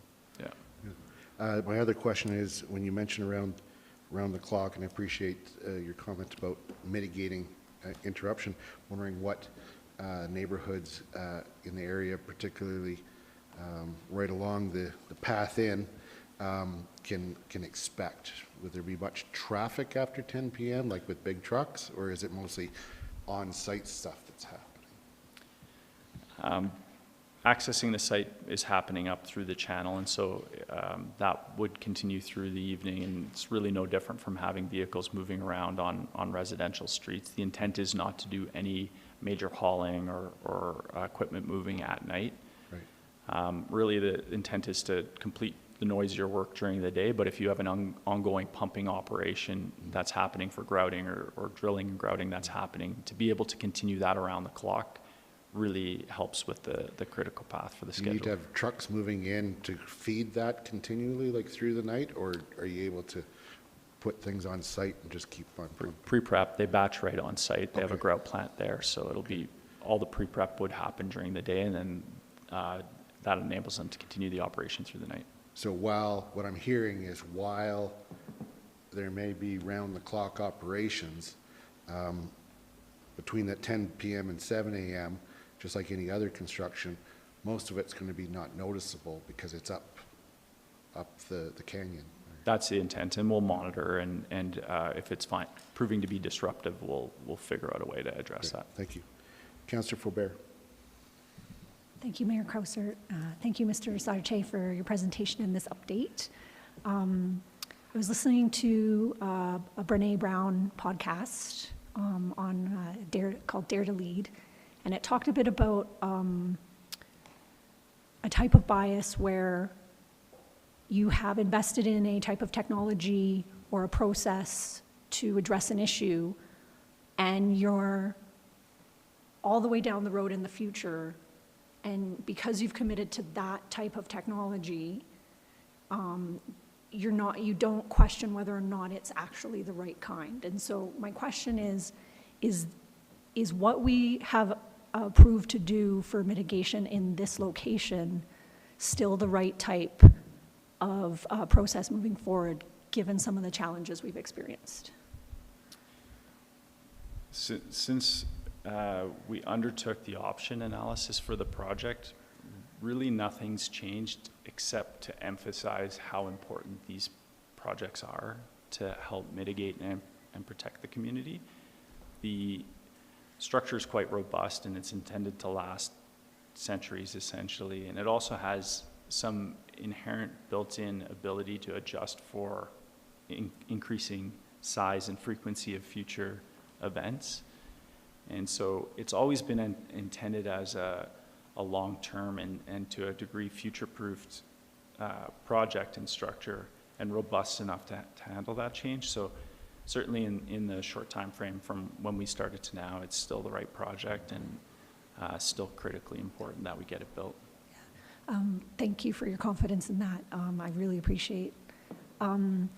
It's my understanding too that sometimes when we do these large projects, that when you get in the ground, or I guess in the bedrock, the conditions are different than what you expected. Is that something we experienced on this, and did it affect how we moved forward? The work we've just tendered is the same work we tendered initially. There's been no major change to the scope that's there. It does account for the excavated site and what's known today, but generally speaking, the work is the same. I think once we get into the grouting, that's when we'll learn more, and that's where the contingency comes in to have the potential to address significantly different conditions that we might encounter with the next stage of work. Thank you, and sorry. Ms. Smithers, did you want to add something? Yeah, I did, because I had asked that same question of CPL, the design engineer. I kind of liken it to a house renovation, right? You don't really know what you're in for until you start knocking the walls down, but you can have a good idea of what you're going to be in for. And so when I asked that to CPL, what they had said is really they haven't seen anything in this project that they would consider to be kind of atypical, right? So there's always a degree of unknown, but that degree of unknown is within a realm of known. Okay. And they would say this project is no different. Thank you again, and I think that this is a huge legacy for public safety in our community. And when it comes to, another thing that came up on that same podcast is preparedness, and that being prepared for the next crisis is really important, because we can get stuck in cycles of just responding and then being in denial, and I don't think we're in denial that this is something we'll need, so thank you. And not to put words in your mouth, but I know that that's been driving this since 2013, is preparedness for future large events. Having been on the council subcommittee with Mr. Asarte, I know that that's been the driving force all through. Yep. Councillor Graham. Thank you, Your Worship. Thank you, Mr. Sarte. I've had a few questions from community members around access to Lady Mac and Cougar Creek, and we've had it closed for a number of years now, and what can we expect this year, maybe next year? Right now, we are in discussions with Alberta Parks, and we're looking at both short-term and medium-term options for access. There hasn't been anything decided or firmed up and finalized yet, but we recognize that's important. It's something we're pursuing. Are you, I won't ask that question, never mind. Great. We'll provide updates as we learn more. Councillor Mah. I just want to say, great job getting those other guys out and getting these new guys in and getting that tendered. To hear that they're already on site March 20th, they were doing some prep work before. Great, thank you. That's a lot, thank you. And I see no further questions, so thank you for that update and informing us so we know where we're standing. Okay, we'll now move to Councillor Updates. We'll do the same as we normally do. I will call each member and give an opportunity for any questions. Any questions on my report? Councillor Mah. Yeah, just checking in on this Mayor's Roundtable discussion on childcare. I recognize a lot of the players that were there. Bright Days Premium Childcare, are they out of Bow Valley or from somewhere else trying to establish? They're an outfit that was introduced to us by Spring Creek because they're looking at the potential Spring Creek daycare space. I don't think any commitments have made, but because they have an interest in childcare in the valley, they were invited. And it was good to have them there. Thank you. Thank you. Any other questions on my report?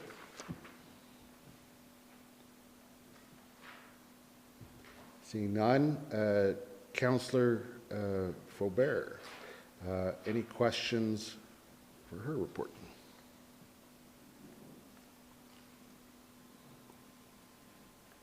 Seeing none, move to Councillor Graham.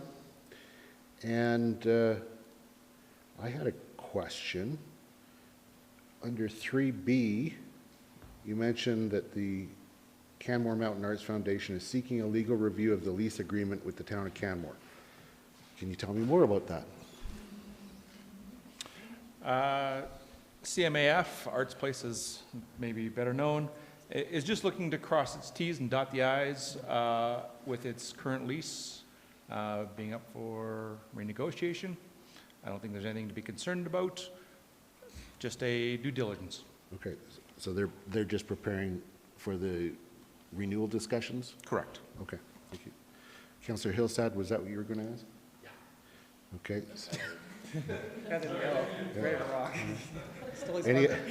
Any other questions? Any other questions for Councillor Graham?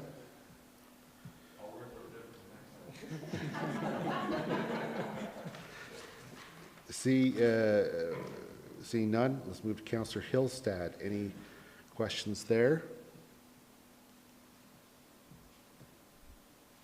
Seeing none, moving on to Councillor Mah. And I just wanted to have a clarification. This isn't really a question. You mentioned under the Canmore Community Housing, Lisa Soto will be working with the interim managing director, Teresa Bolden. I believe she's an interim operations manager. Okay, right? sorry. Yeah. I just wanted to make sure that there wasn't an yeah. error there. Thank okay. you, sir. That's a clarifier. Yeah. Thank you. Any other questions for Councillor Mah? Any questions for, Councillor Faubert, go ahead.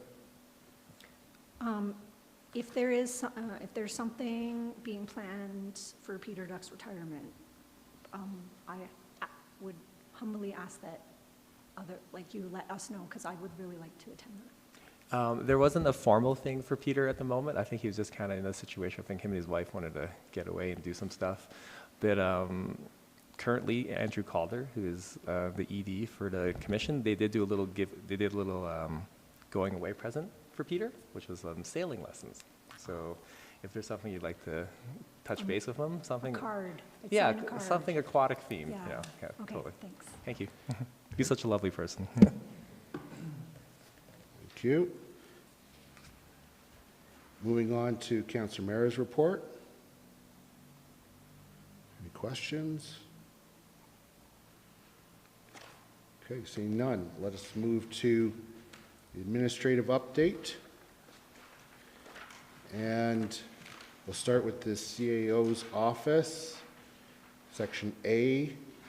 Any questions there? Councillor Ma. Actually, I'm sorry, the wrong section. I'll defer. Thank you. This is more for general management and municipal infrastructure piece. Yep. Anything in A. Can I snag that too? Yeah, go Okay, for great. it. Yeah, just specific location for this proposed Nordic spa that a proponent asked for between Rundleview Drive and the Spray. I'm trying to figure out where exactly that'd be, because I can understand if I'm driving towards the Nordic Center, there's the turn off to go into the neighborhood, and then a couple 100 meters up, there's the plant, or the new proposed plant. And where were they trying to get into at the time? You would like a microphone. Yeah, I could So yell. needy. I am kind of loud sometimes. It is in between Rundleview Drive and the wastewater treatment plant. There's a large provincially owned piece of land bound by I think it's Rundleview Drive, the entrance to the neighborhood, 742, and then the water treatment plant, and then the residential properties in Rundle itself, in Rundleview. So that is a provincial land, and the application, as it says in here, is for a lease on those lands. It is within the town boundaries, so if that Nordic Spa lease was approved by the province, they would still need to come forward to the town, and they'd require an MDP and land use amendment. So Which that they come would to have to council. bring, and we would consider whether that was something. Right, so we still have part of that process. And any idea in timelines when the province might provide their answer to the proponent? No. Okay. I just feel like Nordic spas are the new cannabis store. They're like showing up everywhere. Okay. Interesting observation. Councillor Graham, you have a question on Section A, CAO's office? Yes. We're looking to partner with the MD on some services, and I'm wondering, have we reached out to the town of Banff as well? We are Ms. Rogers? working with the town of Banff on regional emergency management. We have a workshop coming with council next month, and this is an initial conversation with the MD. They're looking at adding a couple of positions and can't fund full-time positions, so they wanted to explore with us the possibility of potentially sharing those positions. So very preliminary discussions at this point, just to try to understand the goals of the positions that they're looking for and if there is a fit for us. So we have had similar discussions in the past with the town of Banff. This was initiated by the MD, so we're responding to their request. Yep. Thank you very much. I think that's innovative. Councillor Faubert, you have a question as well for Section A? Yeah, I had the same question as Councillor Ma, and is it a parcel that looks like a triangle?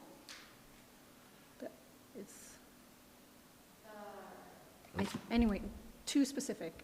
A triangle with a round edge where it skirts the highway. Like if you're driving up towards the Nordic Center and you just passed Rundleview Drive, it's on your right-hand side. Okay. So it's all that land from there till you get to the water treatment plant. Okay, I'm looking at the property information viewer, just trying to pick it out. And then, full points for that. Yeah. Recently, there was an application for leasing Crown land for a heliport. And the process, the mayor brought forward a motion to write a letter saying that we don't support that. And in this circumstance, administration wrote a letter saying that we don't support that. And what's the difference between why is one response administrative and one? So administration provided response to both of those applications because we do get circulated them for comment. The nuance with the heliport it is outside of the town's boundaries. So where this application would have to come forward to council for a decision on the land use and the MDP amendment, the heliport would not. So that's why the mayor wrote the letter. And it become so much more political because of that. And just to advise, my response was to reiterate support for Ms. Smithers' response, and then speak to the political ramifications of such. And so it really was attacking that other aspect of the impact they would have on our community, and the amount of disruption politically that would be felt through thousands of residents and many environmentally focused people being concerned about that. Thank you so much. That helps me. Anything else in section A? Okay, moving then to section B, municipal services. Any questions there? Councillor Faubert? Oh. Yep. I had a question around the food truck pilot program. If we go a year from now, where will the process be for food trucks in relation to operating in the town of Canmore, if there's nothing that's going to happen this year? Sure. So I would say that food trucks can still operate within the town of Canmore. There's development permit processes, and they can do so on private land, assuming they have all the appropriate approvals in place, as well as continuing to operate at markets and permitted via our event permitting group. We'll have a closer look at some of the parameters of the food truck pilot program that we ran. It just seems with the various other pieces that are being taken on by our economic development department at this time, to do that after having only, well, 2 interested parties, only one of which who tried the program out, we're recommending that we allocate resources to some of those other projects, like the labor recruitment and retention project, some of the work we're doing with the BIA and a number of things. Yeah. Do food truck operators want to be able to operate in public spaces, not on private spaces where you get a development permit? Does that seem to be the issue? You know, we're not totally clear on exactly what the issue is, partly because we only have one data point with one food truck operator who chose to operate on municipal land under the program last year. So that's why we need to do a little bit more work to figure out if the need's been met elsewhere on private land, or if there is really a space for the town to provide that kind of access. It was my understanding in the past, before we did paid parking, that we don't prohibit food trucks, but because there were 2-hour parking limits, that they couldn't set up and operate in public spaces. If a food truck paid a full day of parking, could they set up and operate on a road or in another public space? I don't believe so, but I would need to confirm that, and can certainly do so. Thank you. Councillor Graham?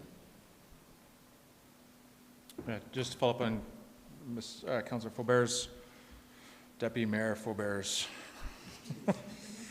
questioning. I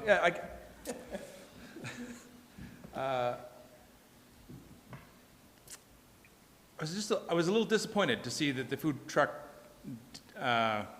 program wasn't successful last year, and that we just kind of abandoned it this year. And I wondered what would have happened if we would have just said, you can do food trucks, and some very minor regulations around them, and kind of open that system up. I kind of feel like we are regulating a problem we don't know that we have. I was disappointed we don't have a food truck program this year. So is there a question? Did we consider, was that option considered? Was that option considered? Just to be clear on the option, the option to continue with the food? No, was the option to just allow food trucks, was that option considered? Thank you, Your Worship. I would say that option was contemplated in March of last year when the pilot program was before council, to have very, very loose parameters on the program.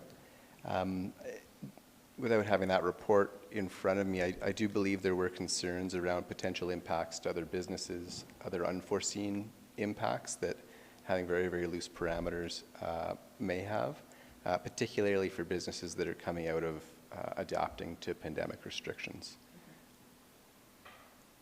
Great. Thank you. Councillor, Councillor Ma? Thank you, Worship. I think Councillor Graham's coming from a place of like, how much food could a food truck truck if a food truck could truck food?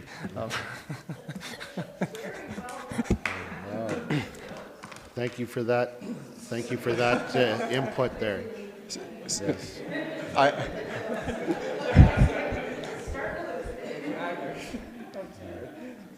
Okay. No. How much food can we truck? It depends. That was a rhetorical question.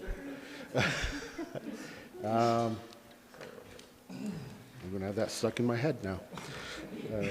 Moving on then to section C, corporate services. Any questions there?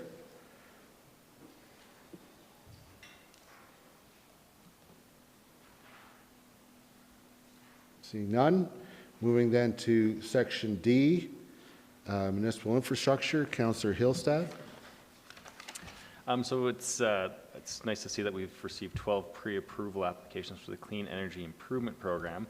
I'm just curious do we have any numbers on how many have actually gone through and started the work and how much money's actually been granted out? Off the top of my head, no, I don't. I don't know that there are very many. I can certainly find out. Or I imagine also because it is a new program and there's a fair amount of interest in its uptake, that we will continue to provide updates as we have them in these admin updates. And the town just handles the pre-approval. It's Alberta Municipalities that does the actual processing the applications, right? Okay. Correct. Thank you. Thank you. Okay. I had a question around the work on Bow Valley Trail in Teepee Town, that the construction will not take place in 2023 as planned. Does that mean that what was planned for 2024 is pushed back, or will both proceed hopefully next year? So I had a enlightening conversation with my engineering manager on that just earlier. Oh no, that was last week. Time flies. I think given some of the ongoing challenges around tendering work and getting contractors coming in within our scope and budget, we're going to be taking a new look at our whole capital plan, not whole capital plan, but our capital plan for significant projects in engineering, to figure out how we can stage them to get the work done most effectively with the constraints we're having related to tendering projects. So is that a to be determined? Yes. Okay. It's kind of like dominoes, right? Yeah, because I'm interested. Because okay, so then we get them lined up for 2024, and are we then going to experience the same thing for the 2024 one? And it's going to be 2026. Sorry, and so yeah, I was actually wondering, is there any way to just and do the whole section, but and speak with my hands and I make sound effects. We didn't use the word, but it's kind of what we're looking at. Yeah. It's the universal language of engineering. I'm sure Mr. Asarti understood. I can't work that one out. Don't rag on me because I knew the lingo. Okay. Yeah, so we will be coming back for more information on, we need to take a look at what that Bow Valley Trail, Teepee Town Street and Drainage Rehab project and any changes to the timing of it has on other capital projects, and we'll come back to council with an update when we know more information around that. Appreciate that. Ms. Rogers, did you have anything? To circle back to the SEEP, I was able to get an answer from finance. We have one application that's complete and ready to begin work, and we have now a wait list for pre-qualifications because there has been quite a bit of interest in the program. So. Okay. Okay, so many pre-approved, one absolutely approved through Alberta municipalities, and a wait list. That's what I kind of thought would happen. Okay, that's good. Any other questions under section D? Thank you for that, for finding that so quickly, by the way. And anything else under section D? All right then. Moving on to, is there anything arising from the council resolution action list that anybody had a question about? Councillor Hillstad, did you have something? I'm just waiting for you to turn off the mic. Okay, thank you. Don't touch it. Don't touch it. Well done. Seeing nothing, and then there's the correspondence for information there. Anybody have a question on that? Okay, I will move that we adjourn. All those in favor? Carried. Carried unanimously.